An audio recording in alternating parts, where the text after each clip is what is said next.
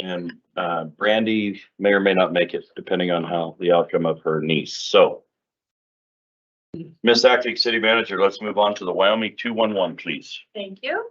I will introduce the Executive Director of Wyoming 211, Sabrina May. He's coming down now. Will give us a report of the services they provide. Sabrina Lane. Lane. Hello, Miss Lane. Hello, thank you so much for having me this evening.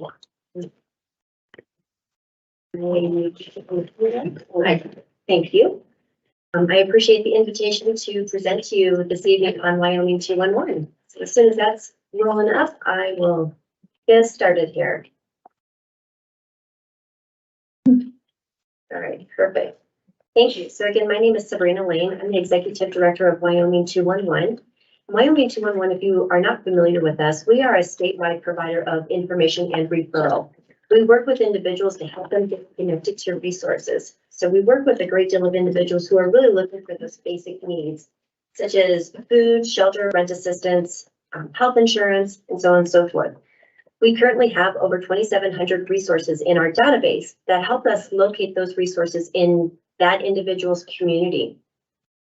We also partner in disaster recovery and information dissemination. And we also work with communities to help with reporting data as to what's actually going on in your community. So I'll go over each of these bullet points here in a little bit greater detail. So Wyoming 211 is a call center at the root of the work that we do. We are located in Cheyenne, Wyoming, but we service the entire state of Wyoming. Currently, we operate Monday through Friday, Monday through Thursday, 8 to 6, and Fridays from 8 to 5 p.m. It's an easy way to get a hold of us is just to dial 211. For those individuals who don't have cellular service where they live in those remote areas, they can also use a landline by dialing our 888-425-7138 number. We want to make sure that access is as easy as possible for our individuals, because when you are in crisis, you don't want to have to look and search for those resources. So we have added a texting option, we have added a search engine, and we have also added email. And we are looking at chat capabilities in the near future. And I have a surprise for you at the end of this. And then we also provide language services. So not everybody in the state of Wyoming speaks English. And so we want to make sure that we're able to communicate and get people connected. So we do have one staff who is in the process of training on being bilingual with Spanish speaking. And then we also utilize a third-party service, which is language translations. And so they have over 159 different languages that they can translate for us. It's a very simple process for us to engage in that conversation. They do the interpretation, and the client that calls in gets those resources. If you're seeking resources after hours, I mentioned that people have access to our guided search, which is a new revised search engine that we have, and I'll share with that to you in just a moment. But I wanted to note down here at the bottom of this slide, we are a part of the N11 number categories. The Federal Commission invited 211 to be a part of that N11 number coding system. And so we are, I don't know if accredited is the correct word, but we are engaged in that Federal Communication Commission.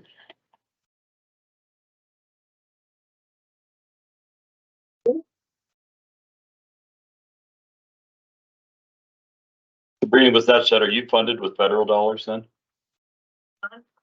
It's a great question. We are a nonprofit, but we do receive funding, federal funding through our state agencies. And we also receive contracts through the state agencies of Wyoming, but we also do a lot of independent donor fundraising as well, and fundraising events. Perfect, thank you. So this slide talks about how Wyoming 211 works. I'd like to look at Wyoming 211 as a one-stop shop. Individuals can reach out to 211, speak to a human to get that person-centered communication, and they can get more than one resource in one phone call. So when you're reaching out to Google, you're using your internet service and you look for certain services, and it will come back with a whole host of options for you, but you don't know if you're eligible for those services. You don't know if they're close to you. It kind of is a jumbled mess. So when individuals reach out to 211, our community resource specialists can really help kind of sort through the minutia help the individual kind of see the forest through the trees and also learn of other situations that are going on in their world. So I'd like to share this example. An individual woman calls and she is stressed out because she just received an electricity shutoff notice and she doesn't know what to do. She doesn't know where to begin and she doesn't have any money. She also has 2 little kids at home. Her husband just left her and she's never worked a day in her life. Now, I know that this seems like a really extreme scenario, but it happens on a daily basis. So the first thing that our community resource specialist does is really to listen with empathy and compassion with this individual. And then we also heard a whole lot of information in that story that this woman just shared with us. So the first thing that we're going to do is we're going to search for utility service assistance before her utilities get shut off in her community. And then in the course of her story, she also shared a whole lot of other information, such as, my husband just left me, I've never worked a day in my life. So we can get her connected to Klein, Wyoming, when she's ready to get out there, get some job training, and get connected to that type of assistance or workforce services, whatever the case may be. We can also get her connected to counseling services. She mentioned, which I failed to share with you, that her son is lashing out because dad left. And of course, she's grieving. She doesn't know what to do. So counseling is another option. But we also want to make sure that her basic needs are being met. So we want to keep her electricity on, but we also want to make sure that her family is fed. So we can get her connected to SNAP, to WIC, to a food pantry, and so on. So in this conversation, we learned a whole lot about this woman, and we were able to get her multiple resources in one stop, whereas Google wouldn't be able to do that because she didn't realize that those were other needs that she had right now. So that's the benefit of utilizing the 211 service. You get that in-person connection, that person-centered touch. So how do we find those resources? As I mentioned, we have over 2,700 resources in our database, and we work closely with communities across the state to make sure that we are reaching all of those service providers that can help our individuals in need. So here's a real quick snapshot of the different types of services that we have in our database. We have everything from immunizations to community clinics, food pantries, job training, as I mentioned. We also have all of our municipal services, temporary financial assistance, prescription assistance, medical clinics. We even have a veterans fly fishing organization in our database. We want to make sure that we're taking care of our veterans. Perhaps they have a little bit of PTSD. This is a great group to get connected with, to learn how to tie flies, build rods, and even go and learn how to fly fish. So you can see we have a broad range of different resources here. I think this is an important thing to note, that everybody can benefit from utilizing the 211. You, as city council members, are contacted, I'm sure, frequently from your community members needing different services, don't know where to go.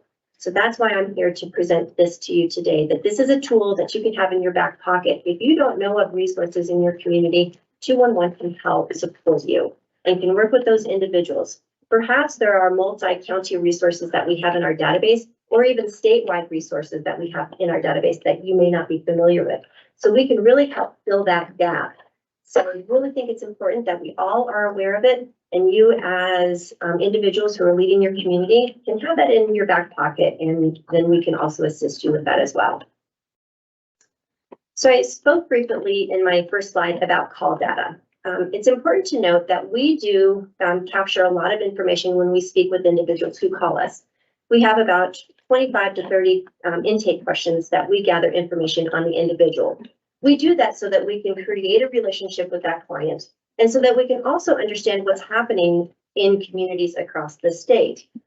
So we will track demographic information, the presenting needs, and we will even track those unmet needs, because we want to understand what's happening. And if we are seeing a trend of unmet needs taking place, we'll go out and see if there are other resources out there. We'll talk to our community partners to say, this is presenting in your community. Are there any other services that we have missed in our database that we can get added in? This is also, I think, a really valuable tool for you. If you want to know what's happening, what are those presenting needs? What is the demographic of the population that's reaching out to 211 for help? We can create those reports for you. All of the information that we collect is held confidential, so we do not share out any PII on our clients. All of our information is shared out as aggregated data. We also do follow-up calls to kind of close the loop with our clients to ensure that they actually receive the services that we referred them to, and if not, why. And then, of course, we want to do some quality checks on Wyoming 211 staff as well. So we ask questions as to how their satisfaction was of our service. We are able to successfully contact about 30% will agree to a follow-up. About 4% of those of our total interactions are actually completed. So of the interactions where they have agreed, we have been successful with about 10 to 15% successful completions with a full survey completed. So here's just a snapshot of the total calls received by Wyoming 211 for the entire state in 2022.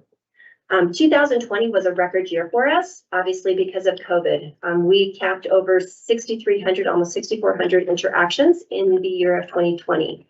5,700 in 2021, and then we were about 5,300 last year. We are on pace to be a little bit over last year. Nonetheless, it's still one of those things that we need to do is constantly get out and create that public awareness to everybody who needs help, as well as those who can get people directed to help.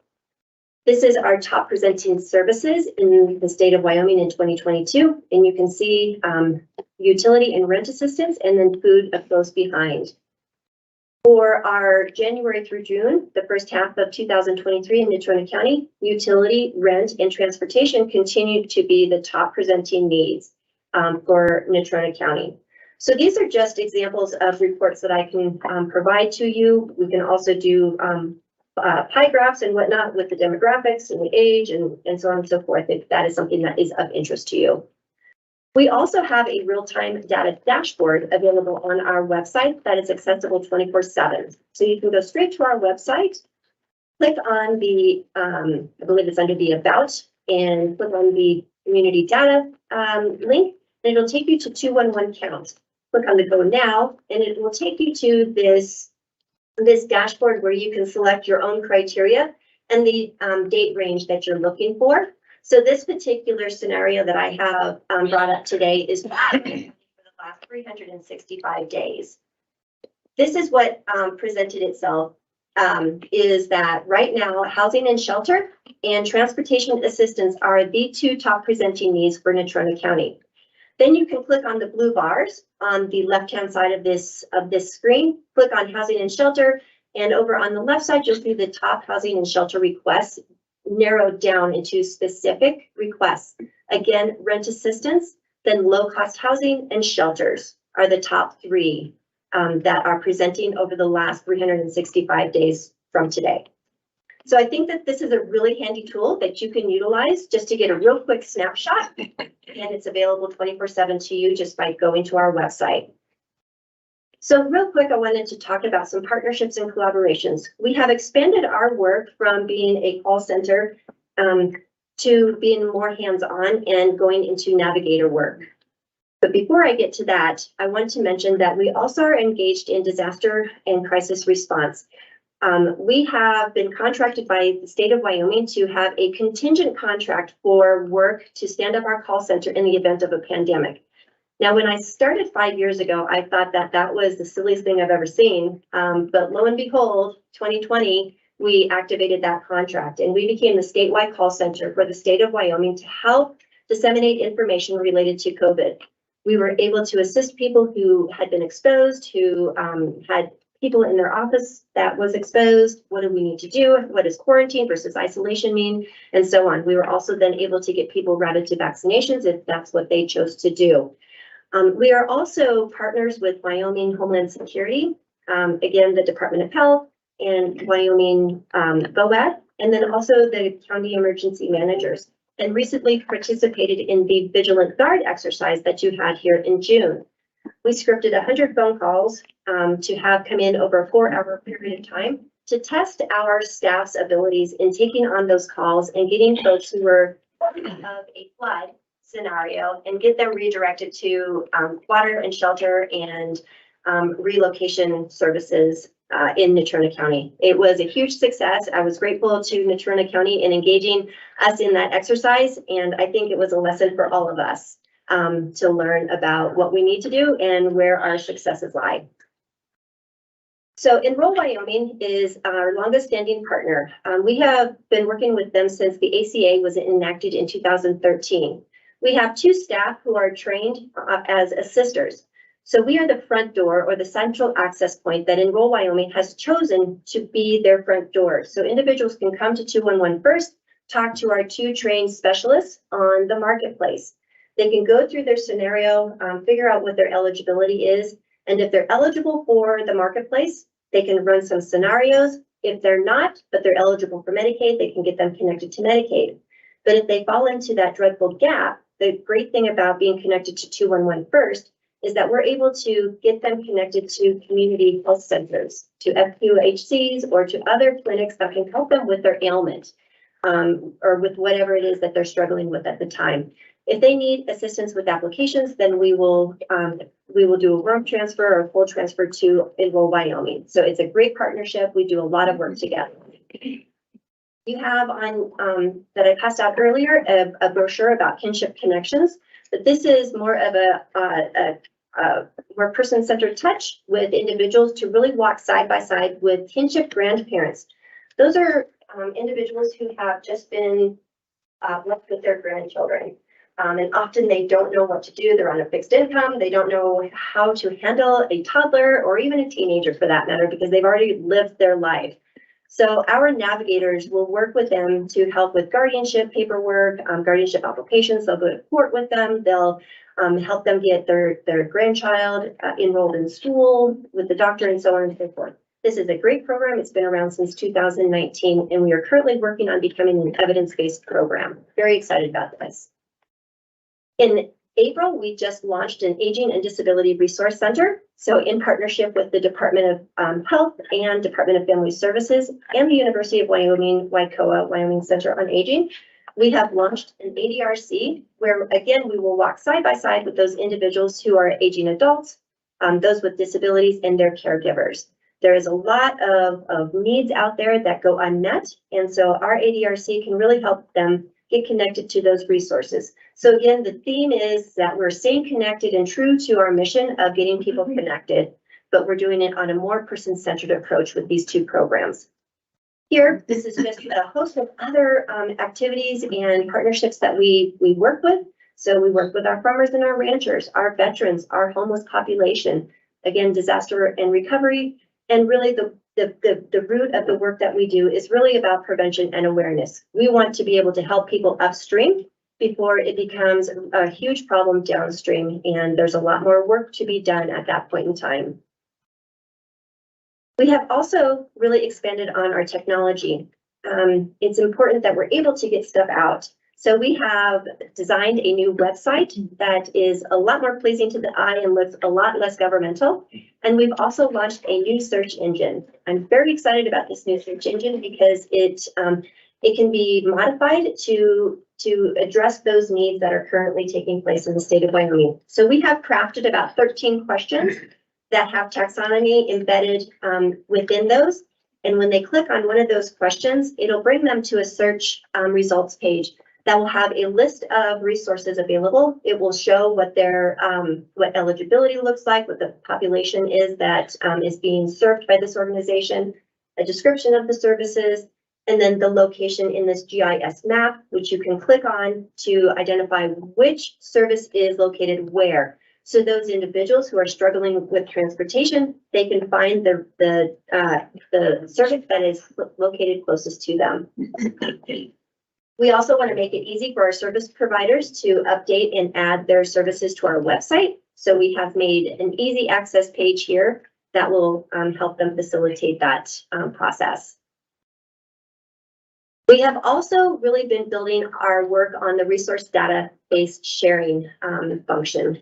A lot of people have come to us over the years asking for Excel spreadsheets for a paper resource guide that they can pass out to clients. We could certainly do that, but we always warn them that as soon as this is printed, it will be out of date in a very short amount of time. So come to us, let's work together on having you trained on our search engine so that you can help facilitate those conversations at your location.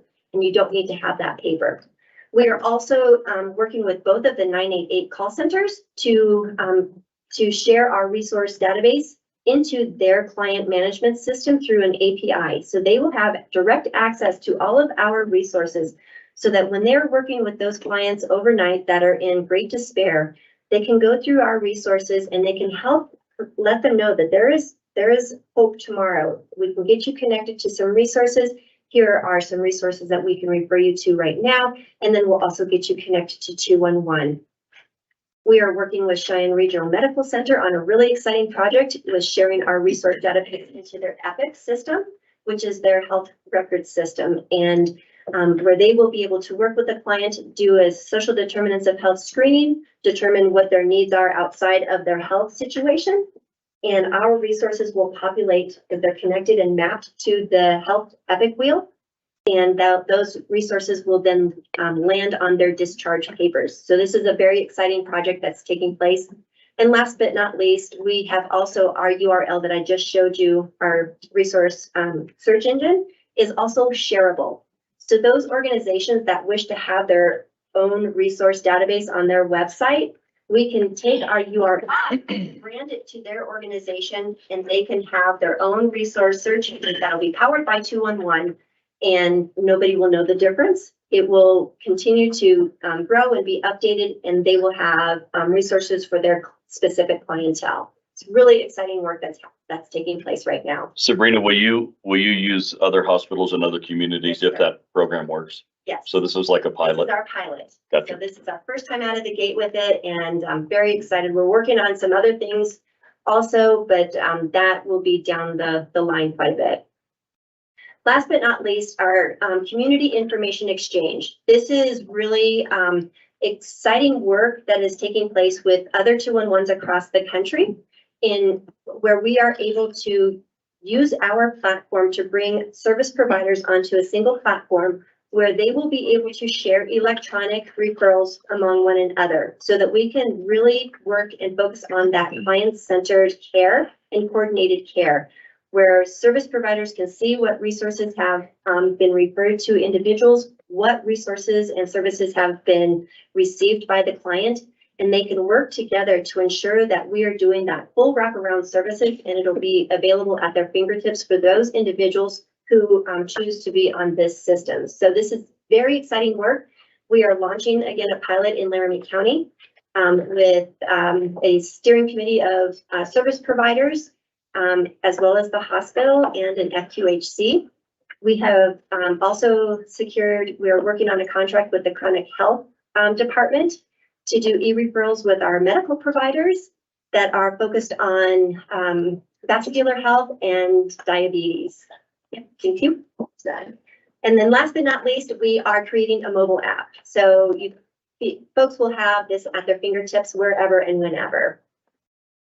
We also have a marketing materials request option on our website, and that is my presentation really fast. Happy to share my slides if anybody has future questions. Does anybody have any questions for Sabrina? I don't have a question, but I just have a comment. Sabrina's been doing this work. I've been chatting with her a little bit the last couple months on the work that she's doing in the communities. And it's really fantastic, and it's going to really aid our communities with information sharing and getting the resources to the people that need it. And you'll see just the breadth of what they can do and what they're doing is pretty exciting. In my day job, trying to look at how that can partnership with the sequential intercept work that we're doing with crisis response and crisis interventions. So that's fantastic. Thank you, Sabrina. Thank you, Ray. Thank you. Anyone else? Well, thank you very much. Thank you for the opportunity. I really appreciate it. Absolutely. I appreciate you coming. Thank you. Thank you. Okay, Miss Acting City Manager, let's move on to the bar and grill plan. Great, thank you. During the last legislative session, state of Wyoming amended some of the bar and grill statutes, and we have Carla Muflash who will give us a brief summary on this. Hi, Carla. Mayor, councilors, the bar and grill application window is now open. It opened this night. It will close September 29th. We're also changing the ordinance to include the entertainment in the revenue requirements. Hopefully the third reading will be October 3rd. We will have application is ready for council review October 10th. And you guys will decide at that point in time who will go through the approval process. We'll set the public hearing for the applications November 7th. We did work in an extra council meeting in case there are some changes that are needed. We need to table a reading. The ordinance will still be in effect by the time necessary to award on November 7th. Have you had any interest yet? One, I have sent out one application. Any questions for Carla? All right, very good. Thank you. Anything on agenda review? I don't think we do we? All right, let's recess for about 5 minutes and then we will start our regularly scheduled meeting. Wednesday, August 15th, City Council meeting. Before we begin, I would remind you to silence your cell phones. Council meetings are also live streamed on the city's YouTube channel. I now call the August 15th, 2023 regular council meeting to order. Chair would entertain a motion to by minute action excuse the absence of Councilor Haskins. So moved. Second. Moved by Councilor Kathy, seconded by Councilor Pollock. And she still may show she had an emergency. So all voting aye? Aye. Any nays?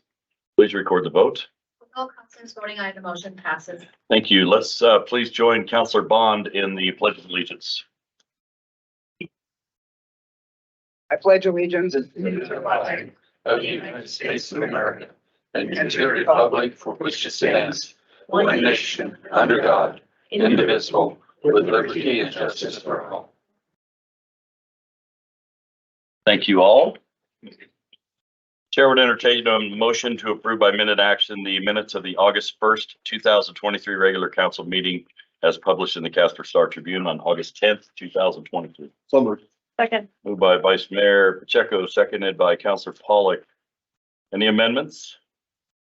Any abstentions or nay votes? All voting aye. Aye. Please record the vote. All councilors voting aye, the motion passes. Thank you. The chair would entertain a motion to approve by minute action the minutes of the August 1st, 2023 executive session.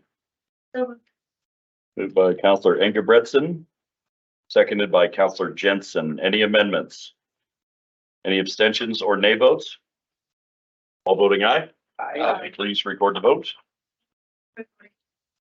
Thank you. The chair would entertain a motion to approve by minute action the August 15th, 2023 general bills and claims as audited by City Manager Napier. Second. Moved by Councilor Engebretson, seconded by Councilor Kathy. Any abstentions or nay votes? All voting aye.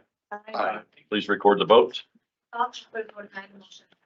Thank you. The chair would entertain a motion to approve by minute action the August 15th, 2023 conflict claim as audited by City Manager Napier. So moved. Second. Moved by Vice Mayor Pacheco, seconded by Councilor Gamroth. Any abstentions or nay votes? Okay. All voting aye. Aye. Please record the vote. Thank you. Now's the time we invite anyone in the audience who wishes to speak with the council to come forward. This portion of the meeting is dedicated to the public to allow you time to voice your concerns. Therefore, council will take communications under advisement. And if they choose to respond, they may do so at a later time. I would ask you to please state your name, direct all questions and comments to the mayor and only the mayor. No personal obscenities or threats will be tolerated. Council will not respond to personnel matters. These will be referred to the city manager. If council chooses to address these matters, it may be done at that time or during the introduction of measures and proposals by council. Presentations will be limited to 5 minutes. No time extensions will be permitted. Please note that public hearings and ordinances each have their own comment period, and please hold your comment on those items until we reach them. Mr. Ross, the floor is yours, sir. Good evening, Mayor. My name is Ross Schrickman. Last month, the council had a presentation about properties within the city that are not being maintained. And I thought a lot about this since that meeting, and I came up with an idea that might be part of a solution. I call it the Neighbors Helping Neighbors Fund. The purpose is to assist low-income, elderly, and disabled Casper residents struggling to maintain their properties. And the goal is to improve quality of life for residents and their neighbors. I have seen the same thing that was mentioned. There are neighborhoods where they're well kept, and then there's one property that's overgrown with grass and weeds and junk and abandoned vehicles. And it's been a real problem. So the proposal would be to have local businesses, some of our community service organizations to participate and to help remove those hazards within our community. Local businesses that might provide these kinds of services could maybe give lower costs and donate time. Volunteers could be brought in. Consideration of participants, high school and college students that may be able to get some credit for that. Qualifications for those applicants would be that they would have to be verified as needing assistance through a process determined by the city. And I know, being here in Wyoming, I find that people want to be independent and don't sometimes want to ask for help when they need some help. And then the other issue that I've heard is that some of the owners aren't even Wyoming residents, and that's a problem as well. There should be a report and review periodically the effectiveness of this program. Additional opportunities might be to help residents apply for and qualify for various available programs in the community, such as job training and placement, financial assistance, counseling, medical and mental programs. Residents would be eligible for tax-deductible contributions to help their neighbors. The city attorney should explore the potential for establishing a federally qualified nonprofit with a restricted account administered by the city. I don't know if some of this has been considered. I have a copy for all the members of council, the attorney and the manager, and I'd be glad to meet with staff to see about the viability of this kind of a program.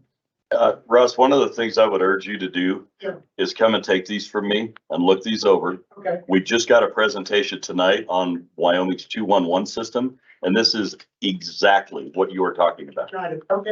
So I'd like you to, yeah, so that is exactly what you're talking about, from Okay. financial assistance to counseling, the whole gamut. So if you look at that, Okay. that might be exactly what you're here for. Okay? you. I appreciate you coming. Thank you.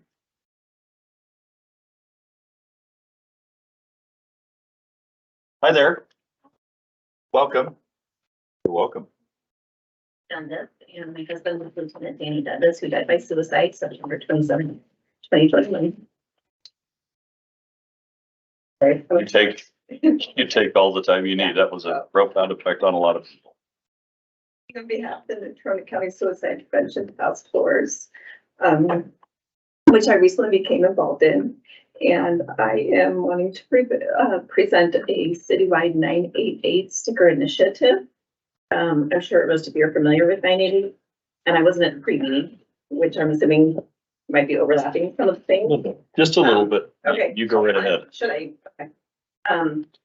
So in case you aren't aware, 988 was initiated in July of 2022.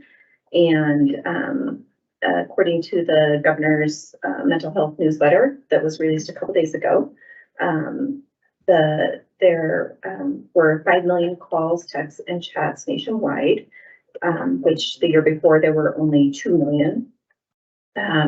Wyoming received 4,200 calls compared to 1,800 received the previous year.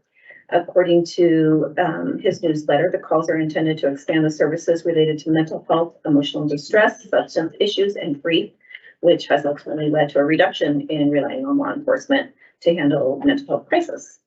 I have been, it's been 2 years since Dan passed, and I've been really active, and I just started recently on with the Suicide Prevention Task Force, and this is kind of my first step at some advocacy in our community. I am approaching Casper, Mills, and Evansville to request that all city-owned vehicles have a 988 sticker on them. And so not just patrol, but utilities and garbage waste, everything that the city owns, in addition to Mills, Evansville, and the county. I think we're in a perfect position from the city standpoint. On any given day, we see 3 to 4 vehicles that are owned by the city. And I think it's a really good way to kind of get the message out. I mentioned it to 3 or 4 people today, and they had no idea what I was talking about when I mentioned 988. So. With that said, can we please get that on a work Yep. session agenda, and we will look at that as a council? Okay. So Certainly. that's my request. And the Suicide Prevention Task Force is willing to come up with the funds for the stickers. We basically are just requesting that the city get them on the vehicles. We will certainly clear that with the hierarchy and see if that's something we can do. But we'll put it on a work session and we will look at it as a council, certainly. Yep. Thank you very much. And my best to you and the kids.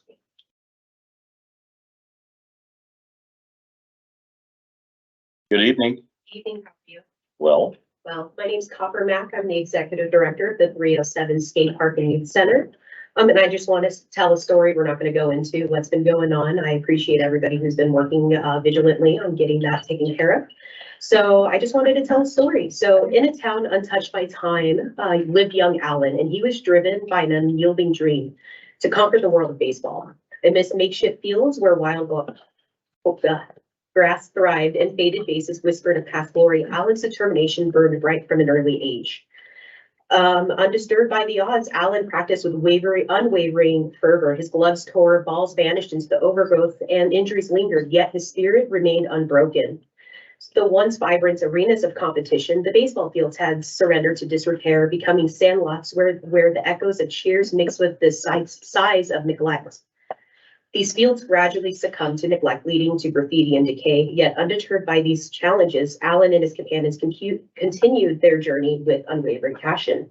The winds of the forsaken fields witnessed their determination, while fields and dugouts bore scars of time's indifference. And when the lights would fail, they would turn to the streets. Now, through these challenges, legends emerged. Accidental broken windows, angry business owners, and police visits wove into their narrative. Resilience became their hallmark as they turned obstacles into stepping stones toward their aspirations. In time, his dedication bore fruit. Scouts, coaches, and fellow players took notice of his unwavering commitment.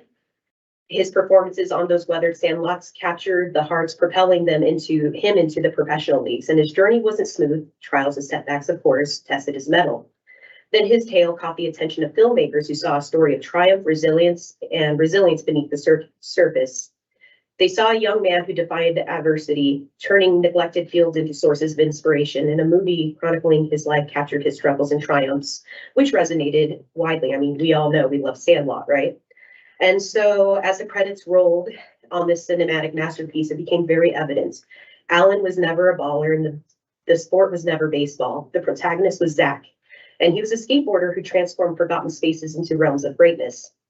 And at this time in culture in general, why do we persist in seeing skateboarding through stereotypes of troublemakers?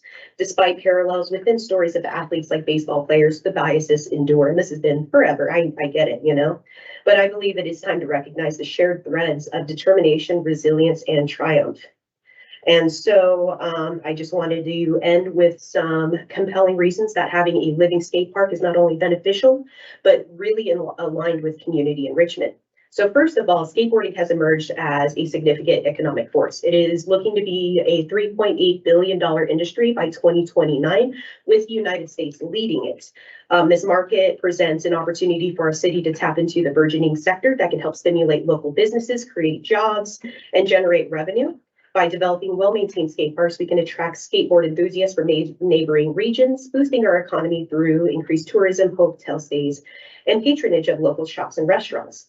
Now, it is an Olympic sport. It has been for a minute now.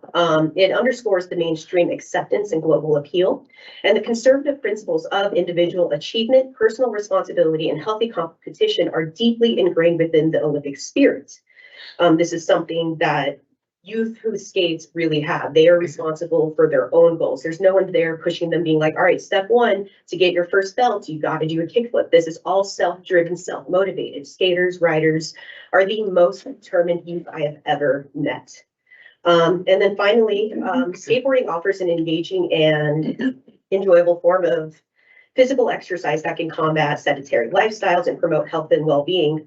And in a state like Wyoming, where we grapple with distressingly high youth suicide rate, it becomes even more imperative to explore unconventional avenues that can positively impact our young population's mental health. Skateboarding, often underestimated in its therapeutic potential, emerges as a powerful tool in this endeavor. By providing safe and welcoming parks, we create spaces where youth can help find refuge and belonging, fostering connections that act as protective factors against the isolation that contributes to mental health struggles. These spaces allow for creative expression and outlet in which youth can navigate their emotions constructively. And by embracing skateboarding, we invest in a platform that is not only within our values, but offers a lifeline to our youth, countering the tragic statistics we face, forging a path towards improved mental health.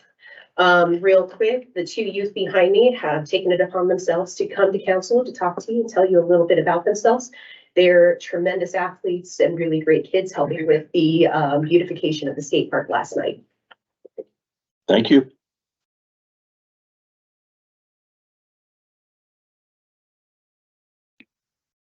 Good evening. Good evening. My name is Sailor Sequoia Kikela Martinez.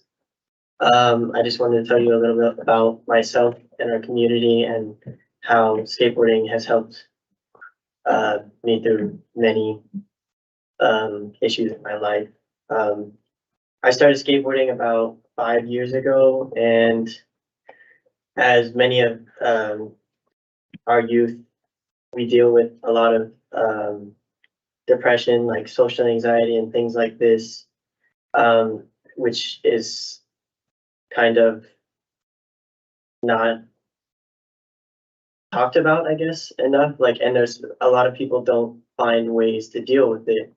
And a way that a lot of kids that skateboard have dealt with it is through skateboarding. They meet people, they get their exercise, and they find an art that they can express themselves through.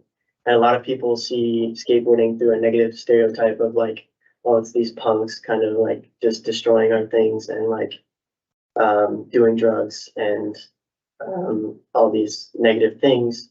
But there definitely is a lot of those kids, but many of us just want to find our way through exercise and community and just our form of art. Thank you. How old are you? 16. It's pretty cool that you could come and speak like that. I Thank you. appreciate you coming here. Yes. Thank you for having me. Thank you. Hi there. Hey, good afternoon. My name is Yandel Espinosa, and I'm just gonna talk really quick about what as skateboarding has done as a change in my life.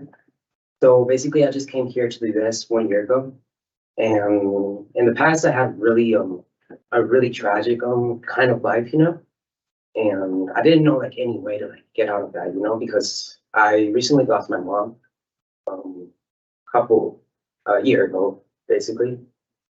And so basically I try to like, you know, find a way to, you know, get out of that form and try to see what can I do to just like, you know, find myself. So what I did is basically go with friends and try to see, and I saw something and they just told me, hey, grab a skateboard and just do it all alone. So other experiences with others, you know, teenagers of my years, because I'm 16, I've seen that they have tried to use illegal substances to try to get out of that way. But unfortunately, it never end in a good term, you know. So obviously, I had unfortunately a past where I was involved in those things, but something that really helped me was finding myself was just a skateboard. So what I definitely did is try to go with friends and try to go enjoy, and skateboard definitely has changed my life. I definitely have been more than happy with myself. And even though sometimes it never ends up as something that is a solution as problems, but you can try to find those solutions as problems as ending up with them. So it's definitely something that has changed my mind, and I feel really conscious now. And I just simply see the life as a way that I can always try to like, you know, implement stuff. And I've been so much healthier now since I've been doing it. It definitely has changed my life in a lot of terms. And all the things that have happened to me, I have met friends, have met this guy over here, which definitely is one of my biggest friends and have been part of my life, or most definitely.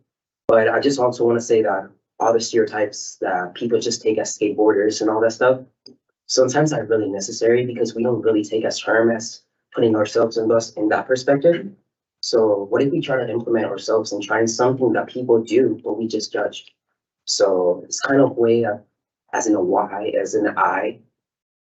So like, just something that you really like, never let people just stop you by that. Just be yourself. This is what I do, skateboarding. But it definitely has changed my life, and I just absolutely appreciate that. But and most definitely I like being here, and I most definitely appreciate you guys for taking notes on my words. Thank you. Thank you.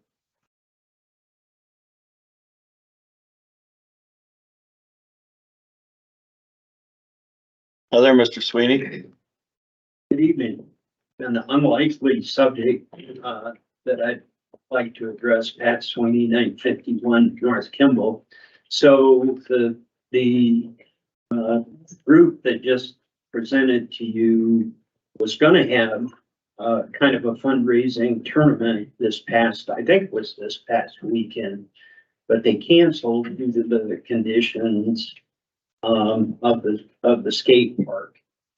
And I know I am not sure, so I stopped down Sunday night, I think it was, talked to a couple of kids and said, you know, is it that bad? And so I didn't get out of the car to walk over and check it out, but they said yes, the finish that was done, they think the city did it. I know Rotary Club spent, I think, 25,000 trying to make some repairs. But whatever was done wasn't done quite properly. And so I don't know if the city coordinated those repairs or if the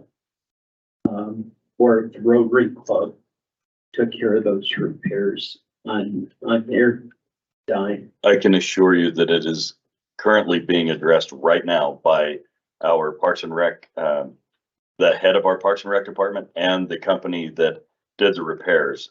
We met on that today, and I can assure you it is being taken care of. And the other issue that the kids mentioned was, and I haven't been down there at night, but the lights used to come on. But they said that those have now been shut off for some reason. So it's daylight, you know, gets shorter and shorter, but just something else I thought I'd bring up. And I'm sure the group can address the other concerns that they had, but I think it's very viable. It's a very large scale project that they'd like to project. I went to one of their first meetings, but I just was curious, but I appreciate the city looking into that. So. Yes, sir.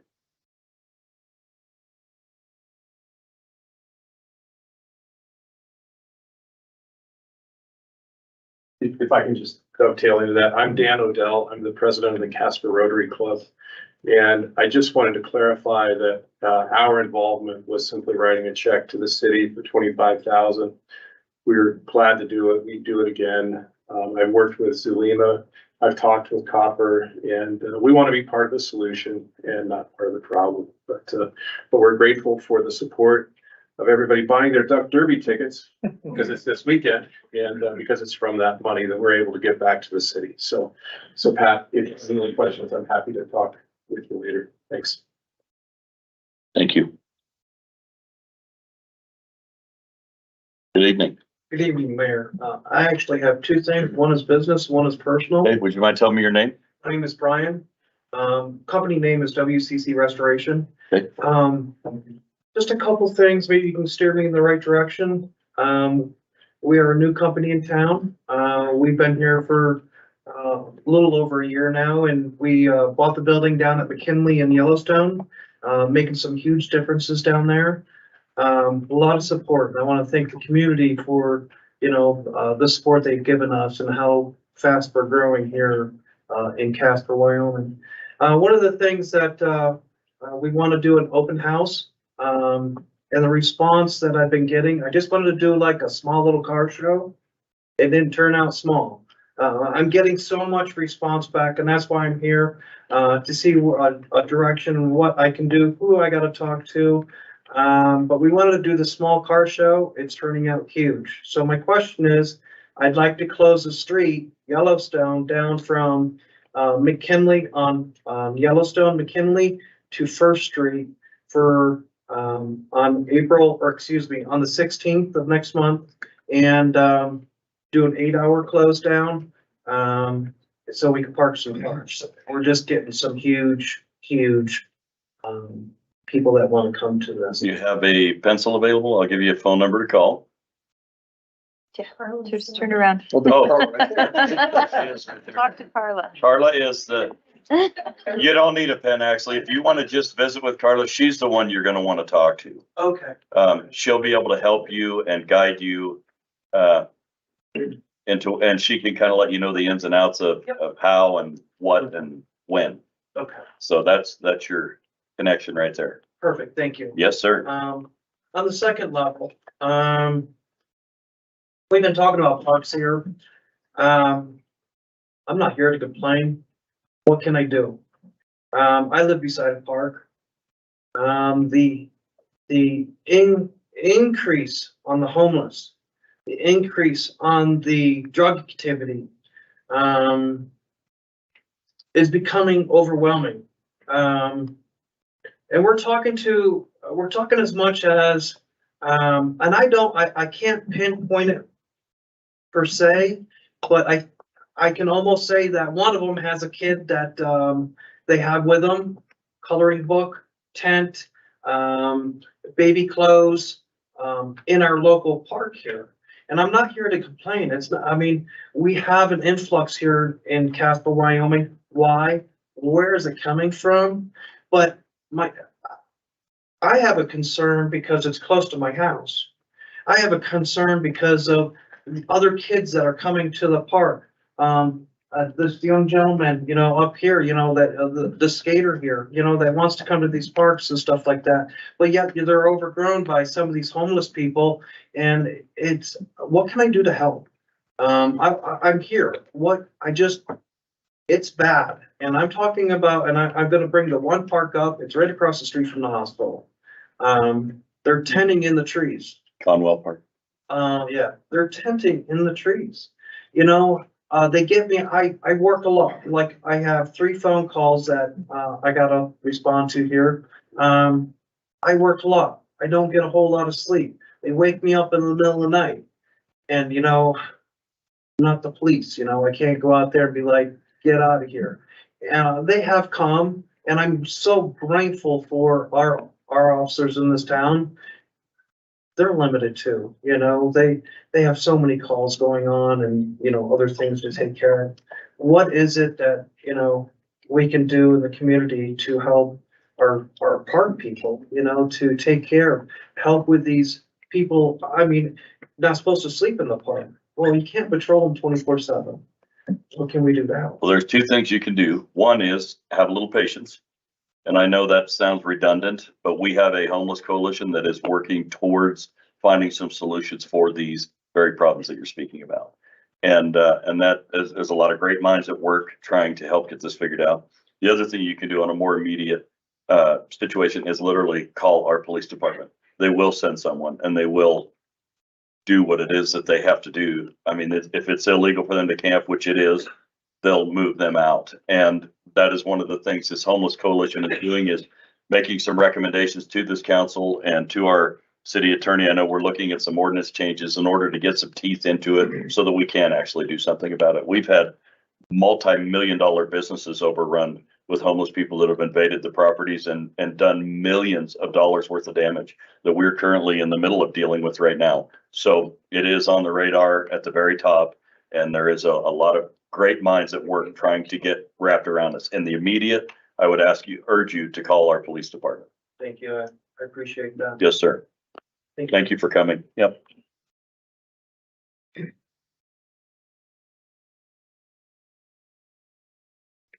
Good evening, Mr. Steensland. Good evening. I kind of hate to come on this one, but since I've been here, I think we need to definitely do something about a speaker, a sound system for the audience. There, of all of these people, I can understand two of them. Now, I know I'm older, but I know my hearing is not the best. I agree with you. And we have these speakers up here and we're going to do something. We're going to do something. I don't know what that is, but something's going to get done. I would hope sooner than rather than later. Yes, sir. My reason for coming tonight originally was, public hearings under the consent. I just wanted some clarification on this trial, trap, neuter, and return program. Does that deal with the raccoon and skunk issue that's within town? No, sir. Nothing to do with that. No, sir. Is there anything in the works on that? It's already illegal to do that. We already have an ordinance for those. Okay. But it's not, okay, that's good enough. Thank you very much. Yes, sir. You're welcome. I can hear you. And Because I'm yelling at you. Not yet, you're not. That's the difference between coming. I get frustrated, and I know it's my fault. It's not your fault. But I think that's something that could be corrected with a very cheap sound system that would put a speaker out to the audience. I agree. I would think there's gotta be others that can't hear very well. I think we can do better. I agree with you. Thank you very much. Yes, sir. Of course. Thank you for coming. Is there anyone else that wishes to address council during this public comment time? Okay, we're going to move on. Thank you for all those of you that spoke. Please read the consent agenda titles. Establishing September 5th, 2023 as the public hearing date for an ordinance amending chapter 5.08 of the Casper Municipal Code, sections 5.08.150 and 5.08.390, changing business revenue requirements for bar and grill liquor licenses, and an ordinance amending chapter 6.04 of the Casper Municipal Code, facilitating metro animal services and establishing and operating a trial, trap, neuter, and return program. Chair would entertain a motion to by minute action establish the public hearing date just read. So moved. Moved by Councilor Kathy, Second. seconded by Vice Mayor Pacheco. Any abstentions or nay votes?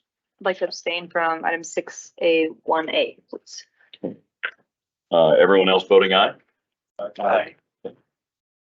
Please record the vote. With Counselor Pollock's abstention noted and all others voting aye, the motion. Thank you. I did not ask, there were no nay votes, I'm assuming. I apologize for not asking that. Okay. Moving on, transfer of ownership retail number 12, Mesa Liquors Fuzzies. Now declare the public hearing open for the consideration of the transfer of ownership of retail liquor license number 12 from Mesa Liquors LLC to Casper Taco Shop LLC. Mr. City Attorney, do you have any exhibits? Thank you, Mayor. I do. Exhibit number 1, correspondence from Fleur Trumbull to J. Carter Napier dated July 28th, 2023. Exhibit number 2, Casper Star Tribune proof of publication published on August 3rd and 8th, 2023. Exhibit number 3, affidavit of website publication as published on the City of Casper website dated August 2nd, 2023. Exhibit number 4, liquor license application filed July 18th, 2023. Thank you. Miss Acting City Manager, do you have a report? Yes, I do. Thank you. Please, yes. The applicant would like to lease space to the Horse Palace Talon to allow gaming machines throughout the building, close to Mesa Liquors, and expand Fuzzy's Taco shop with all the suites. So currently Fuzzy Taco Shop has a bar and grill license, and Mesa Liquors has a retail liquor license. And with the proposed expansion to all the suites, the applicant would no longer need to have a bar and grill liquor license, and the existing retail liquor license would become active immediately at Fuzzy Taco Shop. And then the applicant would relinquish the bar and grill license back to the City of Casper. Very good. Council will now listen to public comment. Public hearing comments are limited to 5 minutes and no duplication of speakers will be allowed. So at this time, I would ask those individuals who wish to speak in favor of the transfer of ownership of retail liquor license number 12 to please approach the lectern. Good evening, Mr. Johnson. Good evening, Mayor Nell and fellow city council members. My name is John Johnson. I am the owner of Mesa Liquor LLC, and What we would like to accomplish here is transferring our retail license to Fuzzy's Taco Shop. It's Casper Taco Shop LLC, doing business as Fuzzy's Taco Shop. The purpose of this is we will take over leasing the space that is currently Mesa Liquor and sublease that space to Horse Palace. We're just purely gonna be in a landlord situation. Other than we will provide food and beverage to Horse Palace, but we are not involved in the Horse Palace business at all. We're just a landlord. And then if we feel like this one will, help our Fuzzy's Taco, doesn't need help, but it'll enhance our Fuzzy's Taco Shop business, and it's just another avenue for us to sell tacos. So, and like the acting city manager said, we'll return the bar and grill license that we've been operating with at Fuzzy's back to the city of Casper. Very good. So we're just asking for your support on this. Thanks, sir. Thank you. Is there anyone else that wishes to speak in favor? Okay, at this time I would ask those individuals who wish to speak in opposition to the transfer of ownership of retail liquor license number 12 to please approach the lectern. All right, there being no others to speak for or against the transfer of ownership, I now declare the public hearing closed. Chair would entertain a motion to, by amended action, authorize the transfer of ownership for retail liquor license number 12 for Mesa Liquors LLC DBA Mesa Liquor, located at 3243 Talon Drive, Suite 200, to Casper Taco Shop LLC DBA Fuzzy's Taco Shop, located at 3243 Talon Drive, Suites 200, 300, and 400. So moved. Moved by Counselor Kathy, seconded by Counselor Jensen. Discussion. This is just for the public's record. We're giving out a license. We're getting one back, so it's literally just a transfer. And the Horse Palace this is not a new one. They are actually moving from their former home at the Econo Lodge, Ramada, whatever it is, into that building. So we're not gaining any gambling. We're not gaining any liquor licenses. So I just want to be clear about that. Is there any other discussion? Okay. Any abstentions or nay votes? I would assume Councillor Pollock will be abstaining. All voting aye? Aye. Okay, please record the vote. All abstaining and all others voting aye, the motion passes. Thank you.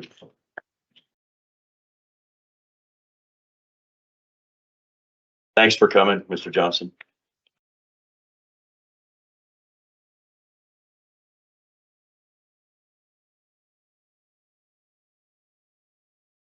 Oh, hello. Colin went the other way looking for you, doesn't he? So now we'll wait for him. I think it's the restroom. Okay. Feeding of non-domesticated animals, please read the ordinance on third reading by title only. An ordinance amending Casper Municipal Code, section 6.04.040, keeping of pets, livestock, or fowl, limitations, feeding of non-domesticated animals prohibited. Thank you. The chair would entertain a motion to approve on third reading the ordinance just read. So moved. Moved by Councillor Pollock, seconded by Councillor Engebretson. And council will now listen to public comment. Public comments are limited to 5 minutes, and no duplication of speakers will be allowed. Good evening. Hello. My name is Cheryl Parlett. I live here in Casper. I'm here concerning, are we not supposed to let the squirrels have any bird feed if they attack our bird feeders? Or are we supposed to call?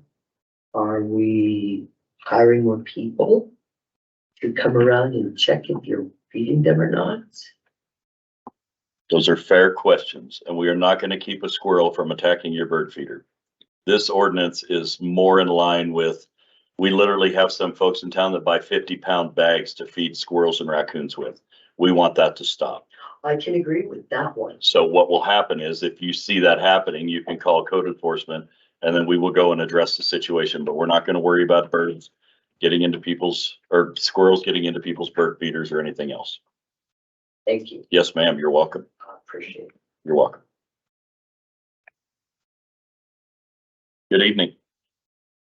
Evening, Mr. Mayor, members of the council. My name is Justin Benfit. I'm the Wildlife Management Coordinator with the Wyoming Game and Fish Department here in Casper.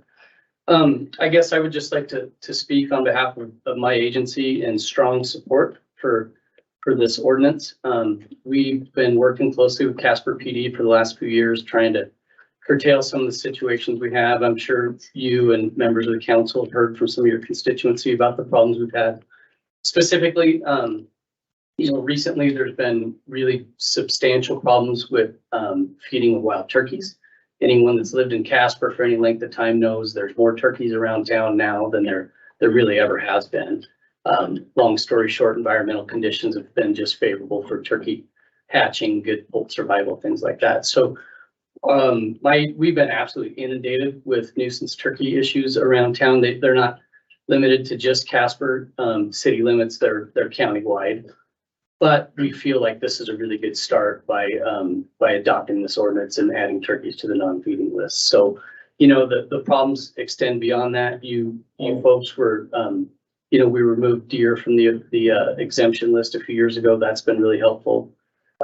We have issues with waterfowl, things like that. There's disease issues.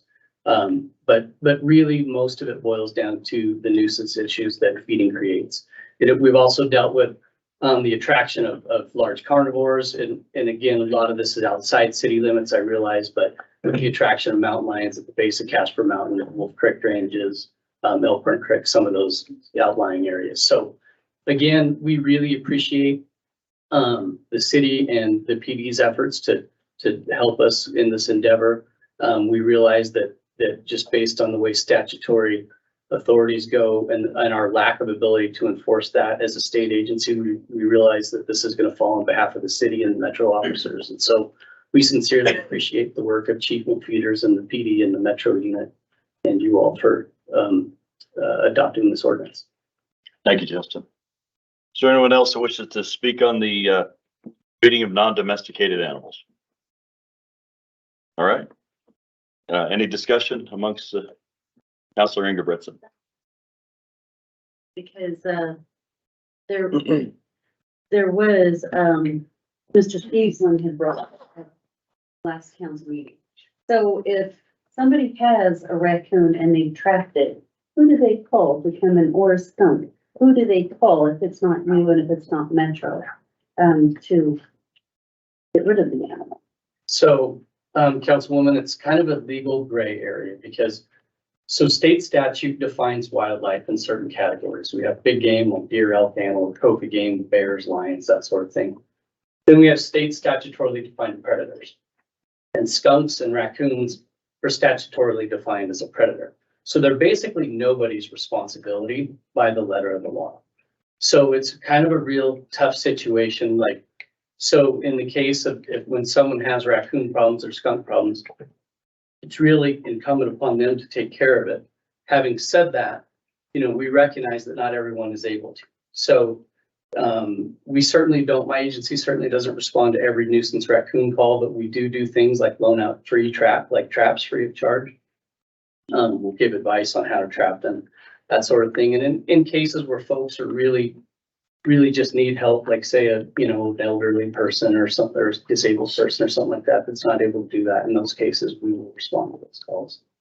But we try to encourage folks to handle those situations themselves. And I can't speak on behalf of Metro, but I know that Metro responds to quite a few of those calls. Well, Justin, to further her point, they had trapped one, but they had no idea what to do with it. They can't discharge a firearm in the city. They couldn't shoot it. So it stayed in that cage and suffered a miserable 4-day death from heat exhaustion. So that's more in line with, I think, what she's asking you. What do they do with it? Where, other than let it die inhumanely in a cage for 4 days? Yeah, I mean, in the case of like raccoons, we encourage folks to just go release them down any kind of creek bottom or river bottom on public land. And, preferably away from other residences. So you're not just creating a problem for someone else. And in some of those cases, if folks are really timid or shy about that, we can do that for them. Jenna, did you have something? Okay. Yeah. Councilor Cameron. Thanks, Mayor. Thanks, Justin, for the information. Curious, are you aware of anyone in town? I know at least larger municipalities got the guys with the little cowboy hat that'll go wrestle your varmints for you and stuff. Do you know anyone in town that relocates or gets rid of these animals as like a private business? Yeah, and thank you for bringing that up. Because I was remiss in not mentioning, Jerry Lewis with RKR, Nuisance Wildlife Control. So he's kind of another one of our go-tos. He certainly charges for his services. I mean, he's doing this, as a business, but, his prices are pretty reasonable and he's really good at what he does and we send a lot of business his way. So thank you for bringing that up. Thanks for the information. Anyone else? Justin, thank you for speaking with us tonight. I appreciate it. Thank you. Okay, any other further discussion amongst the dais? Nope. All right, any amendments? Any abstentions or nay votes? All voting aye? Aye. Please record the vote. Voting aye, the motion passes. Please read 5th cent optional general purpose excise tax. Please read the ordinance on 3rd reading by title only. An ordinance in support of continuing the 5th cent optional general purpose excise tax pursuant to Wyoming statute section 39-15-203 AIF2. Thank you. The chair would entertain a motion to approve on 3rd reading the ordinance just read. So moved. Second. Moved by Counselor Engerbretson, seconded by Counselor Pollock. Council will now listen to public comment. Public comments are limited to 5 minutes and no duplication of speakers will be allowed.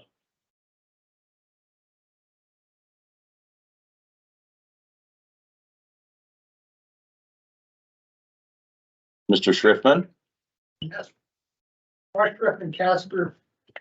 Before I start on that, I just was reminded that the day I put my house up for sale, there was a squirrel in the attic running around. So, no, when I sold my house in Pennsylvania. Oh. Okay.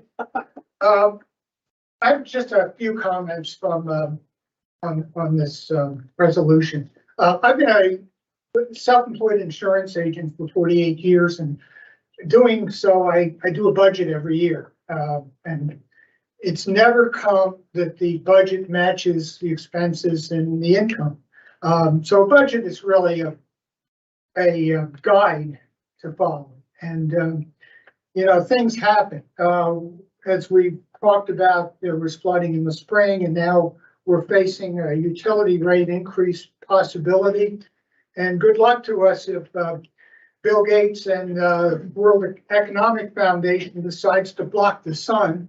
It's going to go up even more in Wyoming.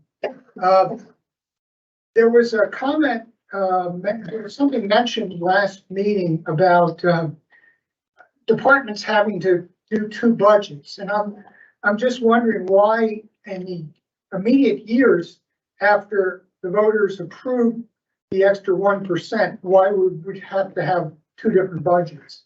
I was also an auditor for the state of Pennsylvania in the Auditor General's Department, and I did audits of state-owned colleges, hospitals, and prisons.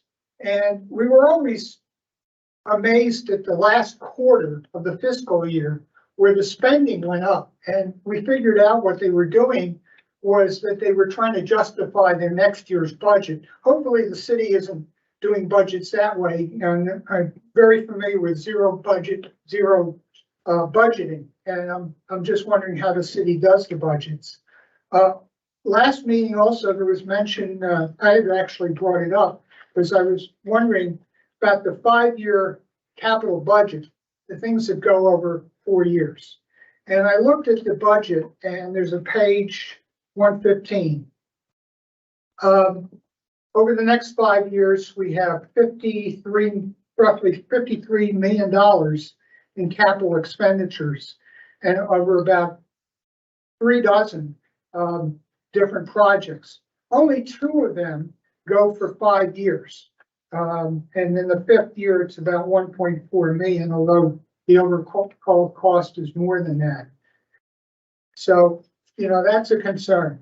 Also, it came up, one of my fellow citizens was talking about the fact that this 5% tax is not paid a lot by local residents, it's paid by out-of-staters. And I was trying to figure out how that could be. The county has about 80,000 residents. The residents, all of us, we buy supplies, equipment, car repairs. we go out to restaurants, clothing is capped at the 4%. I do know that people come out from out of town because I'm on the Casper Marathon Committee, and I did a follow-up of how many hotel rooms we had.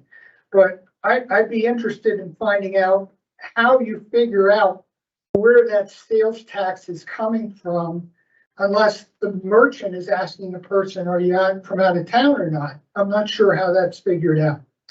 The last item, and I kept thinking, why is the council and many of our citizens pushing for this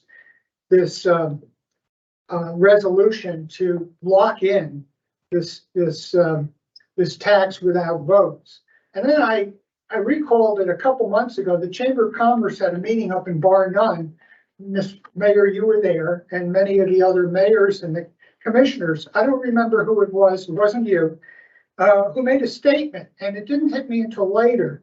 They said that the state looks unfavorably on communities that vote against the tax, meaning that if they vote no, they're going to get less of the money for, I guess, grants from the state. And I think that's election interference, because they're kind of putting their thumb on the scale. And also, it's our money, all of our money. And I'm just wondering if council is maybe just locking this in, knowing expenses are going up, and then, you know, we can tell the state that Natrona County is, you know, we're on board, and give us more of your state money. So those are my concerns. Thank you, sir. You're welcome.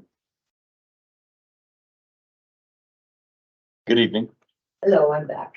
Well, welcome. My name again is Cheryl Parlett. And I'm concerned about the 5-cent tax. I understand we need that tax, but we also vote on that tax. So it's a voluntary type of tax. Now, if you cap that, and then next, are you going to start asking for a 6 cents tax that's optional? Because this is what it looks like to me where it's headed. And I would never vote for 6 cents, ever. 5 cents, I vote for it every year that it comes up.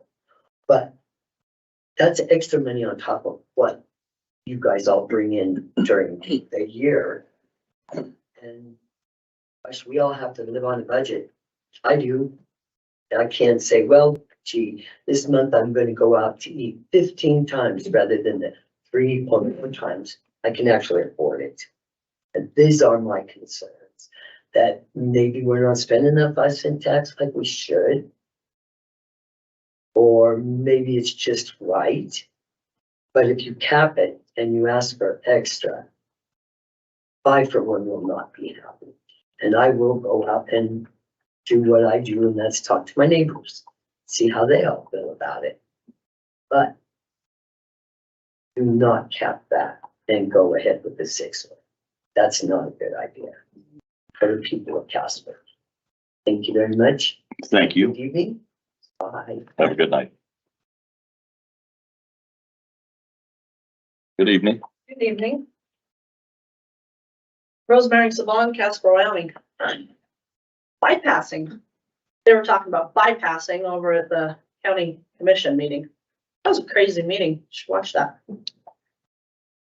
I want to put this optional 1 cent codification into perspective for all of you with an analogy.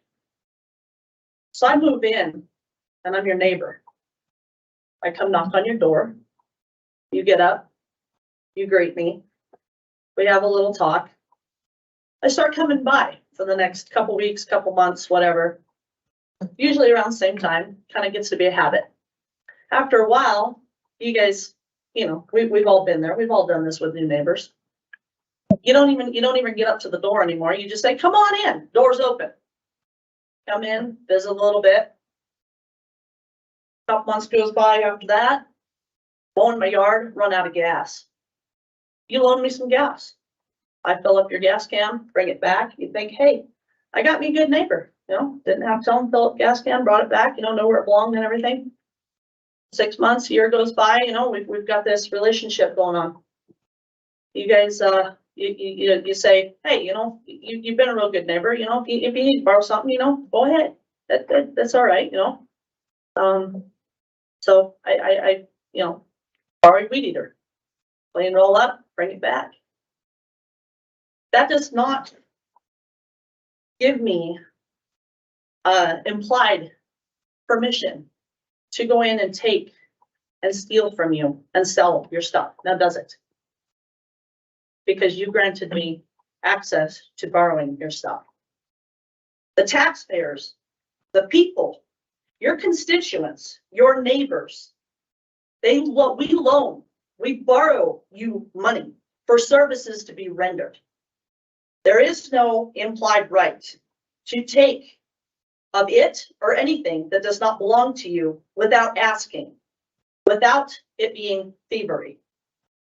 The fact that it's now relied on for the budget can't be blamed on past councils or commissions, because you hold the seats right now and you are accountable for decreasing the spending. Thank you. Hi. Hi. Welcome. Thank you. My name is Zach Horton. I'm from Casper, Wyoming as well. I'd like to speak against extending the 5 cent tax and indefinitely. I believe that by taking that away from the people, we vote on it every 4 years, and that's our voice as far as like us being able to say, yes, we're willingly giving an extra percent tax to help out the city. And by taking that away, you're essentially taking away the vote of the people, giving to the city to help things out. Essentially, it just kind of looks to me like, saying thank you for willingly giving for all these years. It's been passing. Now though, we're just going to take it anyway. And I do have similar concerns that have been mentioned, that if the 5% is something that's going to be for however long, forever, essentially, I think is what would end up happening, that there would be potential for extending that up to an optional 6% or something like that. I really appreciate Wyoming and Casper and where I live and the low tax rate. And I know this is a step towards increasing the taxes here. And I would appreciate that if the tax rate stays low, because I like the way where we live, and I don't want to see that just slowly creep up over time, because it starts as a percent here and there. And I think over time it's going to continue to grow unless it gets stopped or controlled someplace. So thank you very much. Thank you for speaking. Welcome. Mr. Mayor, councilmen and women. My name is Ron Jones. I'm from Casper. I'm in the same boat as these guys. I'm rising in opposition. 1913, there was roads, there were bridges, things were fine. We had a war, we decided to tax everybody. Okay, and this is where we're at. So right now, what you're doing by putting this into perpetuity, permanent perpetuity, use your word whatever you want. But the reason you're doing it is you're sidestepping your accountability. You don't have to go to us for a vote anymore. You can just account for it. You can say, this is our budget, we're good. We can come out and get elected by you every month or every 4 years. And we'll say we are staunch Republicans, no new taxes, no big government. We hate those folks. But this is exactly what happens. It's a nice little rolling stone that gathers everything as it goes. So you're sidestepping your accountability. I heard you on Glenwood's the other morning. I appreciate you going on there. And you talked that most of this was to help with their tourism. I understand that tourism is one of our major force factors for the economy. If we make everything great for everybody else, fine, whatever. But this is our money. They never have to face the unplowed roads in the middle of our residential areas in the middle of winter, so we can't get to work. They never have to face all the inconveniences that come about by, you know, you guys do the best you can. All our guys that are employed do the best they can. But the shoddy road work, the potholes in brand new chip seal, the rush job on, I believe it was Poplar last winter, to get the seal down, get the potholes covered, and it made it worse than ever. Just half-assedness. I apologize if that's not a word to be used.